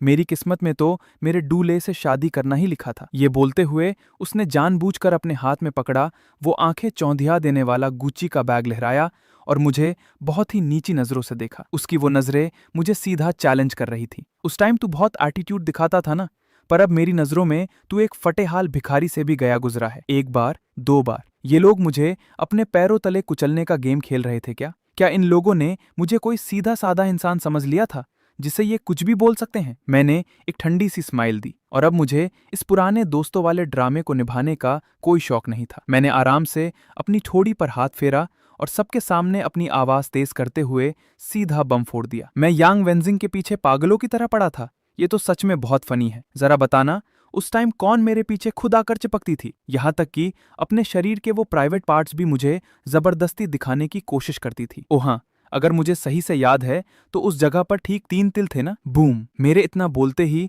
दूल्हे का वो मोटा चेहरा एकदम से हरा पड़ गया। 3 तिल, वो यांग वेंजिंग के शरीर का सबसे प्राइवेट राज था। ये औरत उसके सामने एकदम शरीफ और सती सावित्री बनने का दिखावा करती थी और पीठ पीछे इतनी खूंखार गेम खेलती थी। यांग वेंजिंग की तो जैसे जान ही निकल गई। उसने तुरंत दूल्ही का हाथ पकड़ लिया और पागलों की तरह अपनी सफाई देने लगी। हस्बैंड, तुम इसकी बकवास मत सुनो, ये मुझ पर कीचड़ उछाल रहा है। पर दूल्हे ने झटके से उसका हाथ हटा दिया। उसका चेहरा एकदम काला पड़ चुका था और उसने गुस्से में मुंह फेर लिया। वो अब उसकी एक बात भी नहीं सुनना चाहता था। अपने अमीर बॉस की बैंड बजते देखकर हु जिनसोंग तुरंत बीच बचाव करने आ गया और पलटकर मुझ पर ही भौंकने लगा। अरे यार, तू भी ना। यांग वेंजिंग हमारे स्कूल की सबसे खूबसूरत लड़की थी। अगर तुझे वो नहीं मिली तो तेरा जलना नॉर्मल है। हम लोग तो बस मजे में स्कूल की पुरानी बातें कर रहे थे और तू प्यार में रिजेक्ट होने के चक्कर में यहाँ इतनी छोटी हरकत करके अफवाहें उड़ा रहा है। उस पागलों की तरह उछलते हुए पालतू कुत्ते को देखकर मैंने अपनी पलकें तक नहीं उठाई। ठीक है, अगर सबको स्कूल की पुरानी बातें करने का इतना ही शौक है तो मैं भी एक तगड़ा राज खोलता हूँ। तुम सबको हमारे स्कूल के हॉस्टल की वो वार्डन वांग आंटी याद है? हाई स्कूल के 2nd ईयर में हु जिनसोंग का उन वांग आंटी के साथ एक बहुत ही गहरा लव अफेयर चला था। क्यों बूढ़े हु, क्या तुम दोनों अभी भी साथ में प्यार के पंछी बने उड़ रहे हो? बूम! ये सुनते ही पूरे कमरे में बवाल मच गया। सब लोगों की नजरें किसी स्पॉटलाइट की तरह सीधा हु जिनसोंग पर गिर गई। वार्डन वांग आंटी, वो 40 साल की छोटी हाइट वाली और मोटी सी औरत जो पूरी जिंदगी सिंगल रही थी। हु जिनसोंग ने उस टाइम उस पर भी चांस मार लिया था। साले की पसंद नॉर्मल से कहीं ज्यादा घटिया थी। ये तो किसी जहरीले बायो वेपन से भी ज्यादा खतरनाक लेवल था। उसी टाइम स्कूल में हु जिनसोंग के रूममेट रहे एक लड़के को अचानक कुछ याद आया और उसने जोर से अपनी जांघ पर हाथ मारा। अरे बाप रे, अब समझ आया। 2nd ईयर में जब हम कई बार पूरी रात नेट कैफे में गेम खेलने जाते थे और आधी रात को वापस आते थे तो हॉस्टल का मेन गेट हमेशा पूरा खुला मिलता था। मुझे उस टाइम लगता था कि शायद वांग आंटी बुढ़ापे की वजह से गेट लॉक करना भूल गई हैं, पर असल में वो गेट तो उन्होंने खास तुम्हारे लिए खुला छोड़ा था। हु जिनसोंग का चेहरा शर्म के मारे किसी सुअर के लिवर की तरह लाल हो गया। उसने पागलों की तरह गुस्से में मेरी तरफ उंगली उठाई और चीखते हुए बोला, तू बकवास कर रहा है। पर उसकी वो फटी हुई हालत देखकर और उसके रोम रोम से जो डर और सच्चाई झलक रही थी, उसे देखकर पूरे कमरे के लोगों ने एक गहरी सांस ली। बात 100% पक्की थी। ये जो तगड़ा राज बाहर आया था वो एकदम सच था। कमरे का माहौल एकदम बम फटने जैसा हो गया था, जिसे संभालना मुश्किल था। फाइनली किसी समझदार इंसान ने बीच में आकर बात को दबाने की कोशिश की और सबको जाम उठाने के लिए कहा। कुछ जाम गले से नीचे उतरे, तब जाकर माहौल थोड़ा शांत हुआ। मानना पड़ेगा, ये हु जिनसोंग साला बहुत चालू था। 2-4 बातें करके उसने फिर से खुद को पूरी पार्टी का सेंटर ऑफ अट्रैक्शन बना लिया था। पर भौकाल टाइट करने के बाद भी उसकी वो कमीनी आंखें शांत नहीं बैठी।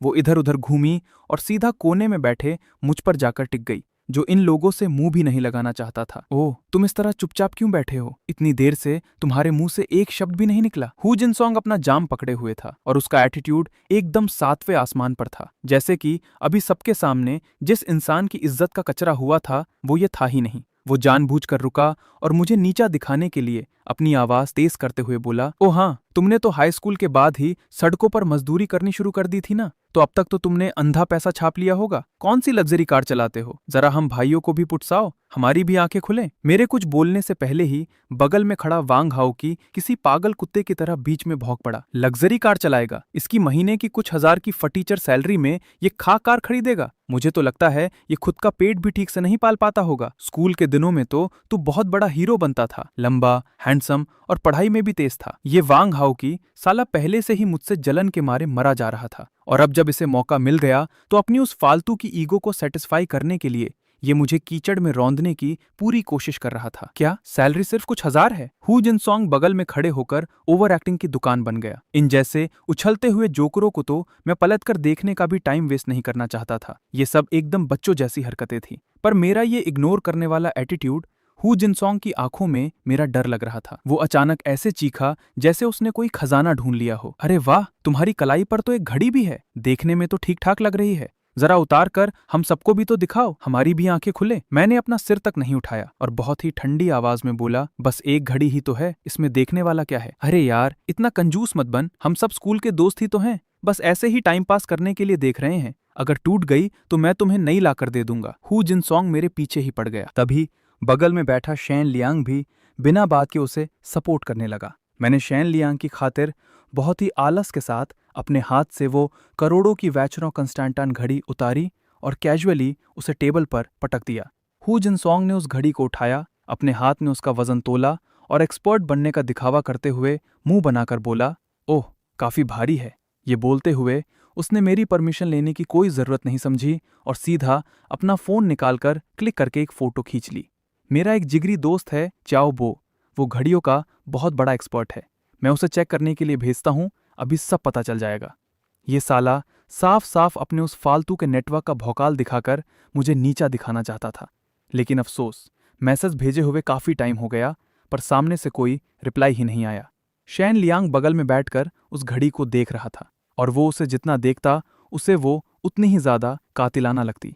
उसने अपनी थूक गटकते हुए मुझसे पूछा, चैन फैन, इस घड़ी में तो अंधा पैसा लगा होगा ना? मैंने एकदम सच बात बोली, एक पैसा भी नहीं लगा, और ये 100% सच था। आखिर ये मुझे सिस्टम के रेड एनवलप से गॉड लेवल रिवॉर्ड के रूप में जो मिली थी। मेरी ये बात सुनते ही वांग हाउकी की हंसी छूट गई। पैसा नहीं लगा? कहीं ऐसा तो नहीं कि तूने कबाड़ से कोई फालतू चीज खरीदी हो और ये उसके साथ फ्री में मिला हुआ कोई सस्ता सा गिफ्ट हो? हु जिनसोंग ने जैसे ही ये सुना, उसने तुरंत एकदम घिनौना सा मुंह बनाया और उस वैचरॉन कंस्टेंटाइन को किसी कचरे की तरह वापस टेबल पर फेंक दिया। अरे बाप रे, तो ये सिर्फ एक फ्री का कचरा है, तूने पहले क्यों नहीं बताया? ऐसे फ्री गिफ्ट तो पक्का वो सड़क छाप सस्ते वाले फेक माल ए ग्रेड होते हैं, और मेरे उस दोस्त को नकली चीजों से सख्त नफरत है। अगर ये फोटो उसके पास गई तो पक्का उसे हार्ट अटैक आ जाएगा। वो अपने हाथ ऐसे पोंछ रहा था जैसे उस घड़ी में कोई वायरस लगा हो, और साथ ही किसी बड़े बुजुर्ग की तरह मुझ पर उंगली उठाते हुए ज्ञान देने लगा। भाई, तेरी भी क्या बात है? गरीब है तो गरीब ही रहना। एक नकली घड़ी पहनकर इस क्लास रियूनियन में रईस बनने का झूठा भौकाल क्यों टाइट कर रहा है? तू यहाँ बैठे किसी से भी पूछ ले, कौन ऐसी घटिया और नकली घड़ी पहनेगा? उसकी ये बात सुनते ही कमरे में बैठे वो सारे लालची और नीची सोच वाले लोगों को भी भौंकने का मौका मिल गया। वो सब किसी खिलौने की तरह अपना सिर हिलाने लगे और मुझसे दूरियां बनाते हुए बोलने लगे कि उन्हें जिंदगी में नकली चीजों से सबसे ज्यादा नफरत है। यांग वेंजिंग ने तो इस मौके का पूरा फायदा उठाया। वो अपना वो गुची का बैग जोर जोर से हवा में हिलाने लगी और बस डूली के ऊपर लटकने ही वाली थी। और नहीं तो क्या, नकली चीजें पहनना तो सिर्फ इन गरीब और फटेहाल भिखारियों का काम है। मेरे डूले को देखो, वो तो मुझे कभी ऐसा कचरा खरीद कर नहीं देते। इन लोगों को अपने कानों के पास किसी हरी मक्खियों के झुंड की तरह भिनभिनाते हुए सुनकर अब मेरे गुस्से का पारा पूरी तरह से फट चुका था। मैंने झटके से टेबल पर रखी अपनी वैचरों कंस्टांटन उठाई, उसे वापस अपनी कलाई पर बांधा और पूरी महफिल पर एक ठंडी और खूंखार नजर डालते हुए जोर से दहाड़ा, सालो, मुझे पसंद है तो मैं पहनूंगा, इसमें तुम्हारा क्या जाता है। मेरी इस दहाड़ ने उन सब लोगों के चेहरे का रंग उड़ा दिया और वो सब हरे पड़ गए। शेन लियांग ने जब देखा कि मामला बिगड़ रहा है तो वो जल्दी से बीच में कूदा और बात पलटने लगा। उसने सबको आवाज लगाई कि चलो अब आगे की पार्टी के लिए KTV चलते हैं और वहां जाकर गाने गाते हैं। मैं आज यहाँ सिर्फ अपने उन पुराने जिगरी दोस्तों से मिलने आया था, लेकिन जब वो लोग आए ही नहीं तो मैंने अपनी इस नफरत को घूंटकर किसी तरह इस दावत को झेल लिया। यही उन लोगों के लिए बहुत बड़ी बात थी। KTV जाना है? भाड़ में जाए तुम्हारा KTV।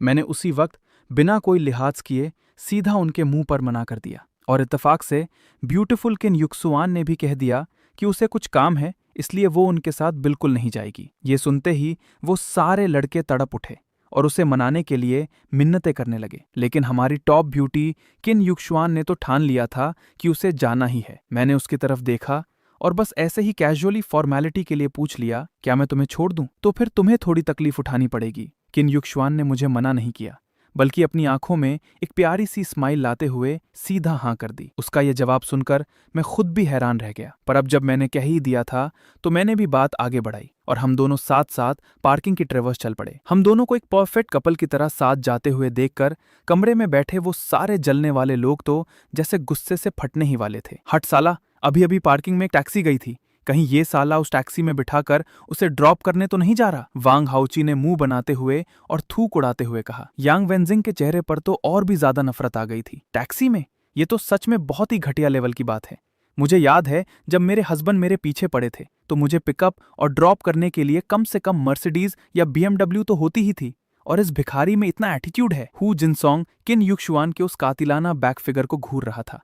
उसकी आंखों में हवस की हरी बत्ती जल रही थी। वो पागलों की तरह अपनी थूक गटकते हुए इशारा करने लगा। अरे यार, क्या इत्तेफाक है, मेरी वो BMW 5 सीरीज भी उसी तरफ खड़ी है। वांग हाउ की तुरंत बात समझ गया और उसे मौका देते हुए बोला, तो फिर हमारी क्लास ब्यूटी किसी खटारा टैक्सी में कैसे जा सकती है? जिनसोंग, मुझे लगता है तुम्हें ही अपनी BMW में से ड्रॉप करना चाहिए। हु जिनसोंग का दिल अंदर ही अंदर खुशी से नाच रहा था। वो सोच रहा था कि इस बहाने वो अपनी इस सपनों की रानी के करीब आ जाएगा, पर मुंह से वो नाटक करते हुए हिचकिचाने लगा। अरे चलो ठीक है। इधर पार्किंग में मैं और किन युक्सुआन आराम से आगे आगे चल रहे थे और पीछे वो पूरा झुंड किसी चिड़ियों की तरह चहचहा रहा था। तभी अचानक किसी ने बत्तख की तरह चीख मारी, जल्दी देखो, सुपर कार, लगता है लैम्बोर्गिनी है। उसकी नजर का पीछा करते हुए सबने देखा एक भयंकर भौकाल वाली लैम्बोर्गिनी वहां स्वैग से खड़ी थी। उसे देखकर इन सब लोगों के मुंह में पानी आ गया। हु जिनसोंग ने तुरंत मौके का फायदा उठाया और लाइमलाइट लूटने के लिए बोला, देखा, यही है वो टॉप लेवल की कार जिसके बारे में मैं अभी बता रहा था। अरे मेरी BMW तो ठीक इसी के बगल में खड़ी है। तभी किसी तेज नजर वाले ने नोटिस किया कि मैं सीधा उस लैम्बोर्गिनी की तरफ जा रहा था। ये क्या करने जा रहा है? वांग हाउकी ने तुरंत अपना मजाक उड़ाने वाला मोड ऑन कर लिया और जले भुने मुंह से बोला, और क्या करेगा? वहां जाकर कार के साथ फोटो खिंचवाएगा? कितनी शर्म की बात है, वो भी तब जब किन युक्सुआन उसके बगल में खड़ी है। यांग वेंजिंग ने भी अपनी ठंडी हंसी के साथ ताना मारते हुए कहा, सिर्फ फोटो? ये साला पक्का उस पर हाथ फेरकर चेक भी करेगा ताकि बाद में जाकर अपने सोशल मीडिया पर भौकाल मार सके कि इसने भी सुपर कार चलाई है, ठीक वैसे ही जैसे इसने बेशर्मों की तरह मेरा पीछा किया था और हर जगह ये अफवाह उड़ा दी थी कि मैं इसके पीछे पड़ी हूं। ये साला कुछ भी कर सकता है। डूली ने यह सुना तो उसने मौके का फायदा उठाकर यांग वेंजिंग की कमर में हाथ डाला और नाटक करते हुए उसे तसल्ली दी। टेंशन मत लो वेंजिंग, क्या मैं इस जैसे इंसान की बकवास पर भरोसा करूंगा? जल्दी देखो, वो सच में उसके पास चला गया। अरे बाप रे, उसने डोर हैंडल को छू भी लिया। पीछे खड़ा वो पूरा झुंड मजे लेने के मूड में था। सब अपनी गर्दन लंबी करके देख रहे थे और बस इसी इंतजार में थे कि अभी कार का असली मालिक बाहर आएगा और सीधा मेरी नाक पर उंगली रखकर मुझे गालियां देगा। हु जिनसोंग तो सीधा वहीं रुक गया ताकि वो मुझे हर एंगल से जलील होते हुए आराम से देख सके, लेकिन अगले ही सेकंड उन सबकी हंसी उनके चेहरे पर ही जमकर बर्फ बन गई, क्योंकि मैंने बिना पलक झपकाए सीधा उस करोड़ों की सुपरकार का वो स्वैग वाला कैंची जैसा दरवाजा खोला और चिन यूशुआन को लेकर एकदम स्वैग से अंदर बैठ गया। जैसे ही V12 इंजन ने किसी खूंखार जंगली जानवर की तरह दहाड़ मारी, वो कार एक बिजली की तरह पार्किंग से गायब हो गई। शॉक। पूरे पार्किंग एरिया में एकदम शमशान जैसी शांति छा गई। सारे के सारे लोग किसी लकड़ी की मूर्ति की तरह बुत बनकर वहीं खड़े रह गए। मैं एक लैम्बोर्गिनी अवेंटाडोर में बैठकर चला गया। क्या वो कार मेरी थी? क्या मैं महीने का सिर्फ कुछ हजार नहीं कमाता था? ये आखिर चल क्या रहा था? वांग हाउची सबसे पहले अपने होश में आया और बेशर्मों की तरह अपनी बात को सही साबित करने के लिए बोला, साला कितना झूठा इंसान है। क्लास रियूनियन में रईस बनने का दिखावा करने के लिए इसने कार किराए पर ले ली। इस एक दिन के किराए ने पक्का इसकी 1-2 महीने की पूरी सैलरी चूस ली होगी। ये बात सुनते ही उन लोगों को जैसे डूबते को तिनके का सहारा मिल गया। वो सब पागलों की तरह सिर हिलाने लगे। हाँ, पक्का किराए की है। इसकी जैसी औकात है, ये लैम्बोर्गिनी खरीदेगा? सपने में भी नहीं। ये सोचकर उस झुंड के चेहरे पर फिर से वो घमंड और मुझे नीचा दिखाने वाला एटीट्यूड वापस आ गया। पर ठीक उसी वक्त ट्रिंग ट्रिंग हु जिनसोंग का फोन बज उठा। ये उसके उसी घड़ियों के एक्सपर्ट दोस्त च्याओ बो का कॉल था। हु जिनसोंग का दिल खुशी से उछल पड़ा। उसने जानबूझकर फोन को स्पीकर पर डाल दिया ताकि वो सबके सामने उस नकली घड़ी का सबूत दिखाकर मुझे पूरी तरह से बेइज्जत कर सके और ये साबित कर सके कि मेरी वो कार पक्का किराए की है। आखिर जो इंसान एक नकली घड़ी पहनता हो वो इतनी महंगी सुपर कार कैसे खरीद सकता है? हेलो च्याओ भाई, क्या हुआ? मैंने तुम्हें जो उस घड़ी की फोटो भेजी थी, क्या वो मेरे उस गरीब दोस्त का खरीदा हुआ कोई सस्ता सा कबाड़ है? किसे पता था कि फोन के दूसरी तरफ से च्याओ बो किसी पागल की तरह चीखने लगेगा। अरे बाप रे, भौकाल है भाई। तेरा वो दोस्त एकदम नेक्स्ट लेवल का भगवान है। कैसा कबाड़? वो तो वैचरॉन कंस्टेंटिन टूर डे लील है। पूरी दुनिया में इसके सिर्फ 7 पीस हैं। ये एक टॉप लेवल की लेजेंडरी चीज है। अभी के टाइम में इसकी शुरुआती कीमत ही कम से कम 1 करोड़ है और ये ऐसी चीज है जिसे तुम अंधा पैसा देकर भी नहीं खरीद सकते। बूम! पूरे पार्किंग एरिया में फिर से सन्नाटा छा गया। ऐसा सन्नाटा कि लोगों की सांस लेने की आवाज भी बंद हो गई। 1 करोड़? सिर्फ 7 पीस? कार तो इंसान जैसे तैसे अपनी किडनी बेचकर किराए पर ले भी सकता है, लेकिन ये करोड़ों की लिमिटेड एडिशन गॉड लेवल घड़ी ये तुम कहां से किराए पर लाओगे? अब सामने सिर्फ एक ही सच था कि चाहे वो सुपर कार हो या फिर वो भगवान के लेवल की घड़ी, वो सब कुछ सिर्फ और सिर्फ मेरा था। मैं कोई मामूली सा मजदूर नहीं था, बल्कि मैं तो एक ऐसा सुपर अरबपति था जिसने अपना पैसा सबसे छुपा कर रखा था। मेरी कार के जाने वाले रास्ते को देखकर उन सब लोगों के अंदर भयंकर पछतावा हो रहा था और उनका दिमाग सुन पड़ चुका था। यांग वेंजिंग की तो टांगे ही कांपने लगी थी। उसका मन कर रहा था कि वो खुद को खींचकर 2 जोर के थप्पड़ मारे। अगर उस टाइम उसने थोड़ी सी हिम्मत दिखाकर मुझे फंसा लिया होता तो आज इस करोड़पति की बीवी बनकर राज करने वाली रानी वो खुद होती। उधर हु जिनसोंग का तो डर के मारे दिल जोरों से धड़क रहा था और उसके माथे से ठंडे पसीने छूट रहे थे। जब भी वो ये सोचता कि उसने अभी अभी उस करोड़ों की घड़ी को किसी कचरे की तरह टेबल पर फेंक दिया था तो उसकी रूह कांप उठती थी। अगर उस घड़ी का थोड़ा सा भी पेंट उखड़ जाता तो साला वो खुद को बेचकर भी उसकी कीमत नहीं चुका पाता। इसी बीच मेरी एवेंटाडोर के पैसेंजर सीट पर बैठी चिन यूशुआन बड़ी उत्सुकता से कार के इंटीरियर को देख रही थी। 1 करोड़ की ये शानदार गाड़ी। पुराने दोस्त, आज तो तुमने मुझे सच में एक वीआईपी वाली फीलिंग दे दी, शुक्रिया। मैंने भी एकदम चिल अंदाज में एक जोक मारते हुए कहा। ये कोई सबसे महंगी गाड़ी नहीं है जिसमें तुम बैठी हो। आखिर एक नॉर्मल मेट्रो ट्रेन को बनाने में भी तो कई 100 करोड़ का खर्चा आता है। मेरी बात सुनकर चिन यूशुआन अपनी हंसी नहीं रोक पाई और खिलखिलाकर हंस पड़ी।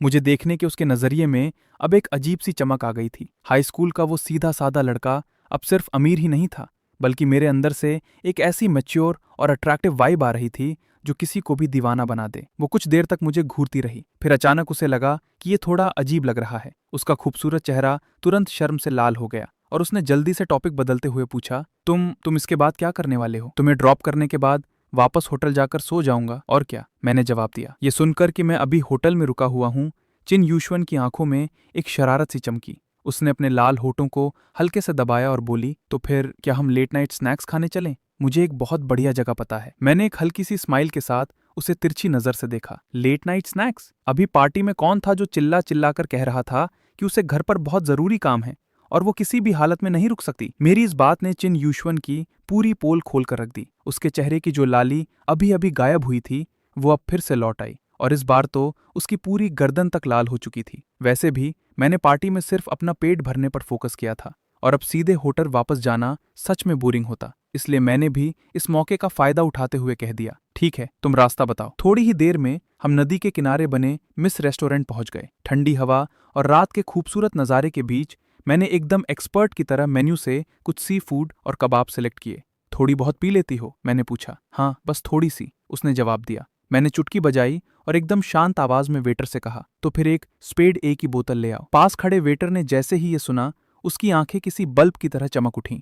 8,888 युआन की वो बोतल इस रेस्टोरेंट की शान थी। सिर्फ इस एक बोतल से मिलने वाला कमीशन ही उसकी जेबें भरने के लिए काफी था। जब तक हमारा खाना आ रहा था, मैंने चुपके से चिन यूशवन को नोटिस किया। वक्त का उसके चेहरे पर कोई असर नहीं हुआ था। वो आज भी उतनी ही शांत और प्यारी लग रही थी। ऊपर से इन कुछ सालों में उसका फिगर एकदम परफेक्ट और कातिलाना हो चुका था। अगर मैं उसे रेट करूं तो 100 में से 95 पॉइंट तो पक्के थे, इससे कम तो बिल्कुल नहीं। जल्दी ही हमारी ड्रिंक्स और कबाब टेबल पर आ गए। मैंने अपना ग्लास उठाया, उस क्रिस्टल क्लियर वाइन को हल्के से घुमाया और सिर पीछे करके एक घूंट लिया। मेरा हर एक एक्शन बहुत ही सिंपल था, पर उसमें एक अलग ही क्लास और स्मूथनेस थी। ये किसी भी एंगल से ऐसा नहीं लग रहा था कि मैं किसी ढाबे पर बैठा हूं, बल्कि ऐसा लग रहा था जैसे कोई टॉप लेवल का पियानो प्लेयर स्टेज पर अपनी कोई जादुई धुन बजा रहा हो। एकदम कातिलाना वाइब। मेरे सामने बैठी चिन यूशवन मेरे इस जेंटलमैन की तरह ड्रिंक करने के अंदाज को देखकर पूरी तरह से खो चुकी थी। वो बस मुझे बिना पलक झपकाए देखे जा रही थी। खटक। मैंने अपना खाली ग्लास टेबल पर रखा और इस हल्की सी आवाज ने चिन यूशुआन को उसके ख्यालों से बाहर खींच लिया। वो एकदम से हड़बड़ा गई और उसने जल्दी से अपनी नजरें हटा ली। अपनी शर्मिंदगी को छुपाने के लिए उसने अपना ग्लास उठाया और एक ही सांस में बड़ा सा घूंट पी लिया। उसका वो बेहद खूबसूरत चेहरा अब पूरी तरह से लाल टमाटर बन चुका था। मैंने अपने होठों पर जीभ फेरी और उस वाइन के टेस्ट को जज करते हुए कहा, काफी स्मूथ टेस्ट है और हल्की सी फ्रेशनेस भी है। इसकी फ्रूटी महक एकदम अलग है। बढ़िया है। ये स्पेड ए एकदम असली माल है। इसके बाद मैंने अपने लिए एक और ग्लास डाला और उसे एक ही बार में गटक लिया। टेस्ट को महसूस करते हुए मैंने कहा, फ्रूटी फ्लेवर तो ठीक है, पर इसमें वाइन का असली किक थोड़ा कम है। अगर कंपेयर करूं तो लुई थेरा मेरे टेस्ट के ज्यादा हिसाब से है। वेटर, एक बोतल लुई थेरा ले आओ। वो वेटर दौड़ता हुआ मेरे पास आया। उसकी शक्ल पर थोड़ी टेंशन थी।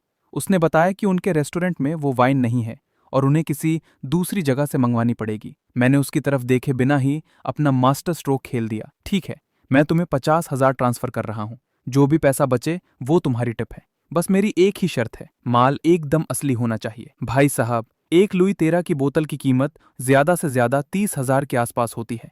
इसका मतलब वो बची हुई टिप उस वेटर की आधे साल की सैलरी के बराबर थी। वो वेटर खुशी के मारे पागल हो गया। ऐसा लग रहा था जैसे वो अभी उड़ने लगेगा। उसने अपना सीना ठोकते हुए मुझे पूरी गारंटी दी कि वाइन 100% असली ही आएगी। अगर कोई आम आदमी इस तरह 50,000 उड़ाता तो लोग उसे कोई नया नया अमीर बना गवार कहते, पर मेरा स्वैग एकदम अलग था। मेरी स्मूथ बॉडी लैंग्वेज और मेरी आंखों में दिख रही एकदम प्योर और शांत वाइब ने इस पैसे उड़ाने वाले काम को भी एक हाई क्लास आर्ट में बदल दिया था। मेरे सामने बैठी चिन यूशुआन को यह सब देखकर कोई चिढ़ नहीं हुई, बल्कि उसकी आंखों में मेरे लिए जो इम्प्रेस होने वाली चमक थी वो अब छुपाए नहीं छुप रही थी। थोड़ी ही देर में वो वेटर हांफता हुआ एक शानदार पैकिंग वाली लुई तेरा की बोतल लेकर लौट आया। पॉप की आवाज के साथ उसने ढक्कन खोला। वो डार्क रेड कलर की वाइन ग्लास में गिरने लगी। मैंने अपना ग्लास उठाया, उसे अपनी नाक के पास लाकर उसकी खुशबू को महसूस किया और फिर एक ही बार में पूरा पी गया। मैंने पूरी संतुष्टि के साथ सिर हिलाया। हाँ, ये असली है। वो वेटर इतना खुश था कि उसे समझ नहीं आ रहा था कि वो क्या करे। वो वहीं खड़ा रहकर मेरी और जी हुजूरी करना चाहता था, पर जब उसने मेरे सामने बैठी किसी अप्सरा जैसी चिन यूशुआन को देखा तो वो समझदारी दिखाते हुए तुरंत वहां से खिसक गया। चिन यूशुआन ने जब मुझे इतने मजे से पीते देखा तो उसने भी उत्सुकता में एक घूंट ले लिया, लेकिन वो हार्ड ड्रिंक उसके गले में ऐसी लगी कि वो लगातार खांसने लगी। मैंने तुरंत उसे प्यार से संभाला। इसका नशा बहुत तेज है, लड़कियों के लिए वो स्पेड ए ही ज्यादा सही रहती है। खांसने के बाद संभलते हुए चिन यूशुआन ने हाँ में सिर हिलाया। कुछ पैग अंदर जाने और कबाब का मजा लेने के बाद हम दोनों ने एक दूसरे को देखकर स्माइल पास की और दुनिया भर की बातें करने लगे। जब हम रेस्टोरेंट से बाहर निकले तो सिर्फ 3 छोटे पैग पीने के बाद ही चिन यूशुआन की आंखों में नशा छा चुका था और उसका चेहरा एक पके हुए आड़ू की तरह लाल हो गया था। और मुझे देखो, मैं एकदम नॉर्मल था। इतना सा अल्कोहल तो मेरे लिए 2 बोतल ठंडा पानी पीने के बराबर था। नदी के किनारे ठंडी हवा के झोंकों के बीच खड़ी चिन यूशुआन रात के नज़ारे की तारीफ किए बिना नहीं रह सकी, लेकिन मैंने एक रहस्यमयी स्माइल दी और पास ही एक छोटी पहाड़ी की तरफ इशारा किया। ये तो कुछ भी नहीं है, वहां चलो, वहां से पूरा जियांगबई शहर एक ही नजर में दिख जाएगा। हम दोनों टहलते हुए उस पहाड़ी पर पहुंच गए। वहां से दोनों किनारों की जगमगाती रोशनियां किसी आकाश गंगा जैसी लग रही थी। वहां का रोमांटिक माहौल एकदम नेक्स्ट लेवल पर था। शेन युशवान की आंखें इस नज़ारे को देखकर फटी रह गई थीं। तभी छप छप पानी की आवाज ने उस पूरे माहौल को बिगाड़ दिया। अंधेरे में से अपने बालों को रंग बिरंगा रंगे हुए 4 छपरी टाइप के गुंडे अपनी पैंट ऊपर खींचते हुए बाहर निकले। उन साले गुंडों से दारू की बदबू आ रही थी। शेन युशवान का वो परफेक्ट फिगर और खूबसूरत चेहरा देखते ही उन कमीनों की नीयत डोल गई। वाह, इस सुनसान जगह पर इतनी मस्त आइटम। ए सुंदरी, चल अपने भाइयों के साथ थोड़ा टाइम स्पेंड कर, कसम से पूरा मजा देंगे। वो चारों भूखे भेड़ियों की तरह लार टपकाते हुए हमारे करीब आने लगे। शेन युशवान का चेहरा डर से सफेद पड़ गया। यह जगह एकदम सुनसान थी। यहाँ कोई परिंदा भी नहीं था। सीसीटीवी कैमरे की तो बात ही छोड़ दो। अगर इन नशेड़ी कमीनों ने कुछ गलत करने की कोशिश की। मैंने तुरंत शेन युशवान को अपने पीछे खींचा और मेरी आंखें बर्फ की तरह ठंडी हो गईं। इससे पहले कि मेरा पारा हाई हो, यहां से दफा हो जाओ। लेकिन वो बेवकूफ अपनी मौत को दावत दे मेजर दे रहे थे। उन्हें लगा मैं सिर्फ भौकाल मार रहा हूं। उस लाल बालों वाले छपरी ने अपने पीले दांत दिखाते हुए मेरा मजाक उड़ाया। ओए होए, ये चिकना तो हीरो बनने की कोशिश कर रहा है। शक्ल से तो तू एकदम मरा हुआ लगता है। आज तेरे बदले हम लोग इस बच्ची को खूब प्यार देंगे। ये मौत का फरमान सुनते ही मुझे उनसे फालतू बकवास करने का मन ही नहीं हुआ। मैंने बस हल्के से शेन युशवान से कहा, थोड़ा पीछे हटो। इसके बाद मैंने आराम से अपनी शर्ट के स्लीव्स ऊपर फोल्ड किए और अगले ही पल मैं किसी रॉकेट की तरह आगे की तरफ शूट हो गया। बैंग! हवा को चीरते हुए मेरा लोहे जैसा मुक्का सीधा उस लाल बालों वाले के मुंह पर जाकर पड़ा। उस साले को चीखने तक का मौका नहीं मिला। वो किसी फटे हुए बोरे की तरह हवा में उड़ता हुआ सीधे जमीन पर जाकर गिरा और वहीं ऑन द स्पॉट बेहोश हो गया। मैं वहां नहीं रुका। मैंने घूमकर अपनी पूरी ताकत से एक और भारी मुक्का पास खड़े हरे बालों वाले की छाती पर दे मारा। क्रैक! एक तेज हड्डी टूटने की आवाज आई। वो हरा बाल वाला लड़खड़ाते हुए पीछे गया और दर्द के मारे किसी कीचड़ के ढेर की तरह जमीन पर ढेर हो गया। बचे हुए 2 कमीनों की तो डर के मारे पैंट ही गीली हो गई। वो मुड़कर भागने ही वाले थे, लेकिन मैं उन्हें भागने का मौका क्यों देता। मैं एक चीते की तरह उन पर झपटा और कुछ ही सेकंड में कुछ हड्डियां चटकने की आवाज के साथ मैंने उन्हें भी जमीन पर सुला दिया, जहां वो अब रहम की भीख मांग रहे थे। ये पूरा सीन बिना किसी फालतू ड्रामे के हुआ, एकदम फास्ट, ब्रूटल और परफेक्ट। मेरे पीछे खड़ी शेन युशवान ने अपनी आंखें बंद नहीं की थी, बल्कि वो बिना पलक झपकाए मुझे देख रही थी, क्योंकि मेरा वो स्मूथ फाइटिंग स्टाइल किसी हॉलीवुड एक्शन मूवी से कम नहीं था, जिसमें से फुल अल्फा मेल वाली वाइब आ रही थी। वैसे तो मैं शांत और मजाक करने वाला इंसान था, जो एक जेंटलमैन की तरह वाइन पीता था, लेकिन फाइट करते टाइम मैं इतना जंगली हो सकता हूं, ये उसने सोचा भी नहीं था। इस पल शेन युशवान पूरी तरह से मेरे प्यार में पागल हो चुकी थी। वो अपने दिल की धड़कनों को रोक नहीं पाई और सीधे आकर मेरे सीने से लिपट गई। अगली सुबह हिल्टन के प्रेसिडेंशियल स्वीट में शेन युशवान किसी छोटी सी बिल्ली की तरह कंबल में सिकुड़ कर सो रही थी। काफी देर बाद उसने अपनी लंबी पलकें झपकाईं और नींद से जागी। कल रात के वो दीवानेपन वाले पल याद आते ही उसका चेहरा लाल हो गया। उसने तुरंत उस लाल दाग वाली चादर को खींचा और खुद को पूरी तरह से ढक लिया। ठीक उसी वक्त मैं एक कटोरी गर्मा गर्म मीट पोरीज लेकर कमरे में दाखिल हुआ। शेन युशवान ने हिम्मत करके उठने की कोशिश की, लेकिन उसके शरीर में एक मीठा सा दर्द उठा और वो कमजोरी के मारे उठ नहीं पाई। उसके अंदर कोई ताकत ही नहीं बची थी। मैं तेजी से उसके पास गया और उसे वापस लेटाते हुए कहा, युशवान लेट जाओ, कल रात तुम बहुत थक गई थी, थोड़ी देर और सो लो। मेरी ये सीधी सीधी बात सुनकर चिन्युशवान का चेहरा गर्दन तक लाल हो गया। मैं कटोरी लेकर उसे अपने हाथों से खिलाने के लिए आगे बढ़ा तो वो घबराकर हाथ हिलाने लगी। उसने शर्माते हुए धीरे से कहा, मुझे पहले ब्रश करना है, तुम थोड़ी देर के लिए बाहर जाओ, मैं खुद उठ सकती हूँ। मैंने अपनी भौहें उठाईं और कोई जोर नहीं डाला। एक हल्की सी स्माइल के साथ मैं कमरे से बाहर निकल गया। मैं जैसे ही होटल के हॉल में पहुंचा, दोपहर के ठीक 12 बज चुके थे। मेरा फोन अचानक पागलों की तरह वाइब्रेट करने लगा। सिस्टम के रेड एनवलप्स एकदम सही टाइम पर मेरे मुंह पर आकर बरसने वाले थे। डिंग! 1 रुपया। डिंग! 10 गुना कंजम्पशन कैशबैक कार्ड। डिंग! 29,999। इस तरह की बम्पर बारिश के बाद मैंने सिस्टम से निकले उन हजारों कैश और कैशबैक कार्ड को देखा और फिर भी मुंह बनाते हुए नखरे दिखाने लगा। कल मैंने हजारों उड़ाए तो सिर्फ कैश निकला, और आज के इन डेली रेड एनवलप्स में भी सिर्फ कैश ही है। अगर मेरी ये घमंड वाली बातें कोई बाहर वाला सुन लेता तो शायद खून की उल्टी करके वहीं मर जाता। मुफ्त में हजारों रुपए और एक 10 गुना कैशबैक वाला गॉड लेवल कार्ड मिलने के बाद भी मैं यहाँ कमियां निकाल रहा था। मैंने आलस से सिस्टम पैनल पर एक नजर डाली। अभी मेरा लेवल LV3 था और इसके रिवॉर्ड्स एकदम बवाल थे। एक बार सांस लेने पर 5 रुपए, 1 सेकंड सोने पर 5 रुपए और 1 कदम चलने पर भी 5 रुपए की कमाई।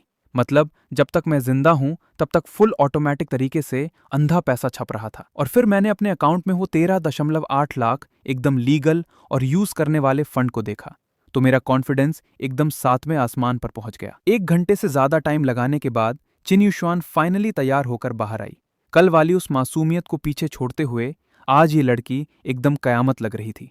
उसकी आंखें लाल हो गईं और वो सीधे मेरी बाहों में आकर गिर पड़ी। उसकी आंखों से आंसू मोतियों की तरह टपकने लगे।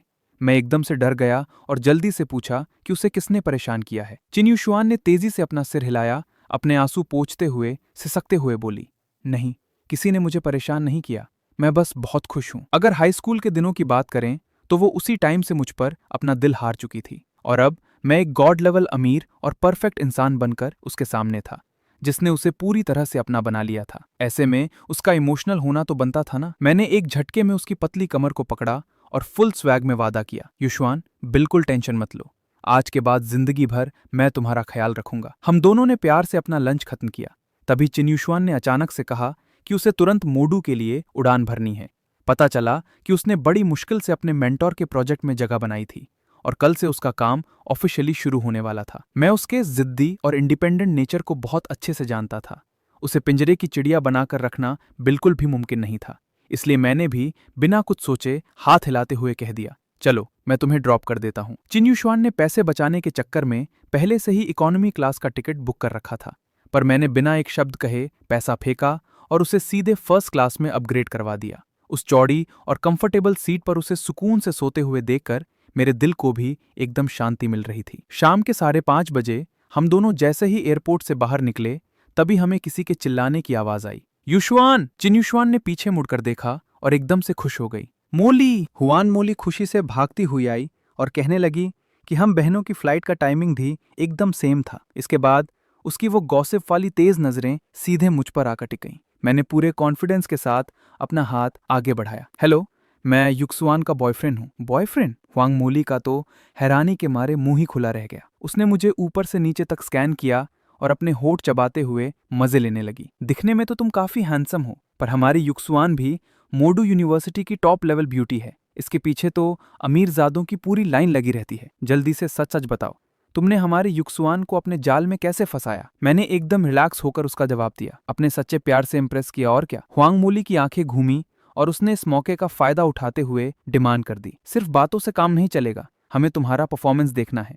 हम रूममेट्स को एक बढ़िया सी पार्टी दे दो, तुम्हें कोई प्रॉब्लम तो नहीं? मैंने भी तुरंत हामी भर दी, कोई प्रॉब्लम नहीं, जगह तुम लोग डिसाइड कर लो। थोड़ी ही देर में हम सब पेनिनसुला रेस्टोरेंट पहुंच गए। हम बस बैठे ही थे कि वैन यूरो नाम की एक और रूममेट वहां आ गई। ये सुनते ही कि मैं बॉयफ्रेंड हूं, वैन यूरो वहीं जोर से चिल्लाई, ओ माय गॉड युक्सुआन, तुम इतनी शांति से कमिटेड हो गई। मुझे तो लगता है कि मोडू यूनिवर्सिटी के सारे लड़के आज रात एक साथ रोने वाले हैं। जब उसे पता चला कि हम हाई स्कूल के क्लासमेट्स हैं तो वैन यूएरो ने एकदम लड़की वालों का एटीट्यूड दिखाते हुए मुझे वार्निंग दी, तो तुम वो बचपन के दोस्त हो जिसका ये इतने सालों से वेट कर रही थी? ओए लड़के, आज के बाद इसका बहुत अच्छे से ख्याल रखना। अगर तुमने इसका दिल दुखाया तो मैं तुम्हें बिल्कुल नहीं छोड़ूंगी। मैंने अपना सीना ठोककर उन्हें पूरी गारंटी दी और वहां का माहौल एकदम मस्त हो गया। हम सब ने मजे से खाना खाया, पर बिल देते टाइम मैंने नोटिस किया कि हम चारों का टोटल बिल सिर्फ 1500 ही आया था। ये एकदम साफ था कि हुआंग मोली और वैन यूरो को लग रहा था कि मैं अभी नया नया ग्रेजुएट हुआ हूं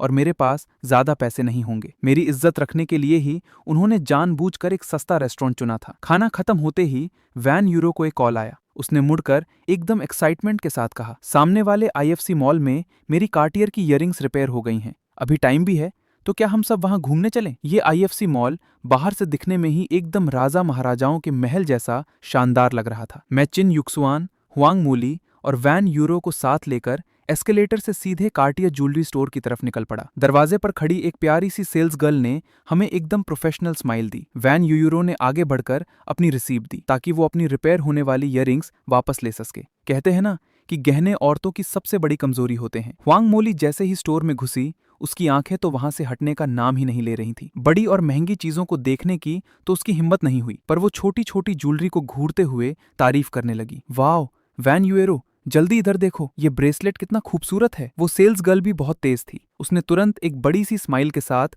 अपना प्रोफेशनल मक्खन लगाना शुरू कर दिया। मैम, आपकी पसंद बहुत अच्छी है। ये सोशल एडिशन फ्रांस के top level designer Hunter Boko की एक खास कलाकारी है। इसे AL ब्रेसलेट कहते हैं।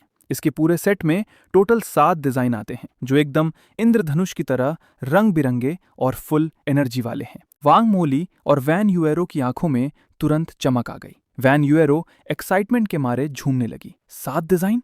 अगर हम हॉस्टल की चारों बहनें एक एक भी लें तो भी किसी का डिजाइन मैच नहीं होगा। उस सेल्स गर्ल ने देखा कि बात बन रही है तो उसने तुरंत शोकेस में रखी सबसे ज्यादा चमकने वाली एक नेकलेस की तरफ इशारा किया और उनका लालच और बढ़ा दिया। पर सच कहूं तो हंटर बोको के अभी हाल ही में डिजाइन किए गए डीप सी स्टार के सामने वो ब्रेसलेट कुछ भी नहीं है। ये खजाना गहरे समंदर में छुपे किसी तारे की तरह है, रहस्यमयी और बेहद खूबसूरत। इंटरनेशनल एग्जीबिशन में इसने कितने ही बड़े बड़े ब्रांड्स का दिल जीत लिया था। क्विन यूशुआन ने जैसे ही सेल्स गर्ल के इशारे की तरफ देखा, उसकी वो खूबसूरत आंखें एकदम से चमक उठीं। कोई बेवकूफ भी बता सकता था कि उसे वो नेकलेस कितना ज्यादा पसंद आ गया था। मेरी नजरें भी बहुत तेज थीं। मैंने वहीं खड़े खड़े एकदम रिलैक्स होकर अपना बड़ा दाव खेल दिया। यूशुआन, हम इतने टाइम से एक दूसरे को जानते हैं, पर मैंने तुम्हें आज तक कोई ढंग का गिफ्ट नहीं दिया है। ये नेकलेस मैं तुम्हें गिफ्ट कर रहा हूँ। ये सुनते ही उस सेल्स गर्ल का दिल खुशी से नाच उठा और उसने तुरंत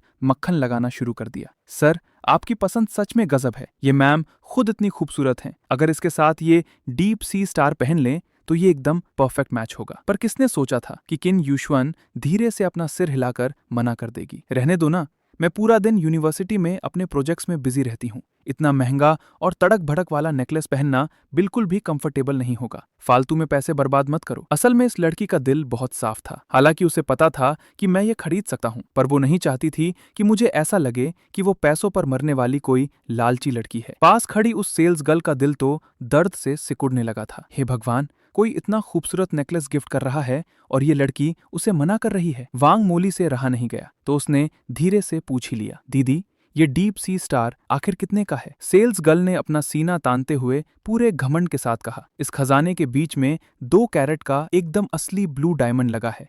पूरे मोदू शहर में ये सिर्फ एक ही पीस है और इसकी कीमत ज्यादा नहीं, बस 10,80,000 है। अरे साला, कितना? वांग मोली का जबड़ा तो हैरानी से जमीन पर ही गिर पड़ा। हालांकि उसे पता था कि ये महंगा होगा, पर ये तो हदों के पार था। एक नेकलेस की कीमत? ये तो ऐसा हो गया जैसे किसी ने सीधे एक सुपर लग्जरी कार अपने गले में लटका ली हो। इस आसमान छूने वाली कीमत को सुनकर वैन यूरो का दिमाग भी सुन पड़ गया। उसने अपनी गर्दन सिकोड़ते हुए धीरे से पूछा, तो फिर वो AL ब्रेसलेट कितने का है? सेल्स गर्ल ने अपनी स्माइल कायम रखते हुए कहा, AL ब्रेसलेट थोड़ा बजट में है। एक पीस की कीमत 58,888 है। ये नंबर सुनते ही वैन यूएरो और वांग मोली ने एक दूसरे की तरफ देखा और तुरंत उनकी हवा निकल गई। 58,000? सिर्फ 2,000 कम 60,000 से। वो अभी भी कॉलेज में पढ़ने वाली स्टूडेंट थी। माना कि आगे चलकर शायद वो इसे खरीद सकें, पर अभी इतने पैसे निकालना उनके लिए किसी सपने जैसा था। मजबूरी थी। भले ही उन्हें वो कितना भी पसंद आया हो, दोनों ने चुपचाप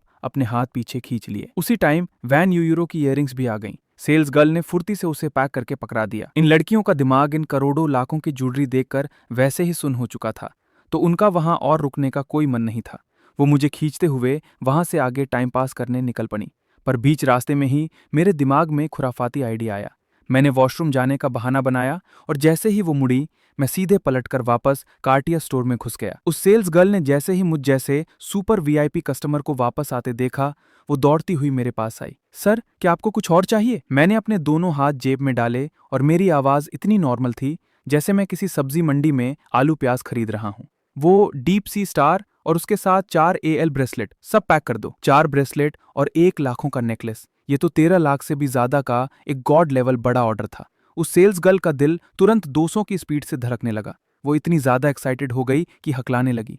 ठीक है सर, मैं अभी पैक करवाती हूँ। पर मैंने बिना किसी फालतू ड्रामे के हाथ हिलाते हुए कहा, पैक वैक मत करो, पैकिंग की कोई जरूरत नहीं, बस मुझे सीधा ऐसे ही दे दो। कोई बात नहीं सर। कैलकुलेटर पर टाइप करते हुए उस सेल्स गर्ल की उंगलियों से जैसे आग ही निकल रही थी। सर, आपका टोटल बिल 13,15,552 हुआ है। मैं अपनी तरफ से आपको 1% का डिस्काउंट दे रही हूँ। इतनी मगजमारी करने की जरूरत नहीं है। मैंने उसकी बात बीच में काटते हुए सीधा अपना बैंक कार्ड उसे पकड़ा दिया। वो डिस्काउंट विस्काउंट मत काटो, उसे अपनी टिप समझकर रख लो। भाई साहब, किसी सुपर रिच बॉस को सेल्स करने का मजा ही कुछ और है। वो सेल्स गर्ल तो मानो वहीं खड़े खड़े जन्नत पहुंच गई। 10,000 से भी ज्यादा की टिप, ये तो उसके कई महीनों के टारगेट के बराबर था। उसने बड़ी मुश्किल से अपने पागलपन की हद तक धड़कते हुए दिल को काबू में किया और मेरा बैंक कार्ड पकड़कर बार बार झुककर मुझे थैंक यू बोलने लगी। और ठीक उसी वक्त मेरे दिमाग में एक गॉड लेवल नोटिफिकेशन बम की तरह फटा। डिंग! 13,15,552 के खर्च का पता चला है। क्या आप 10 गुना कंजम्पशन कैशबैक कार्ड इस्तेमाल करना चाहते हैं? हाँ, मैंने अपने मन में कहा। डिंग! सिस्टम अपग्रेड हो गया है। सीधा LV4 पर पहुंच गया। LV4 का गॉड लेवल ऑटोमेटिक इफेक्ट। अब एक बार सांस लेने पर 10 रुपए की कमाई होगी, जो हर रात 12 बजे पूरी तरह से ऑटोमेटिक तरीके से अकाउंट में आ जाएगी।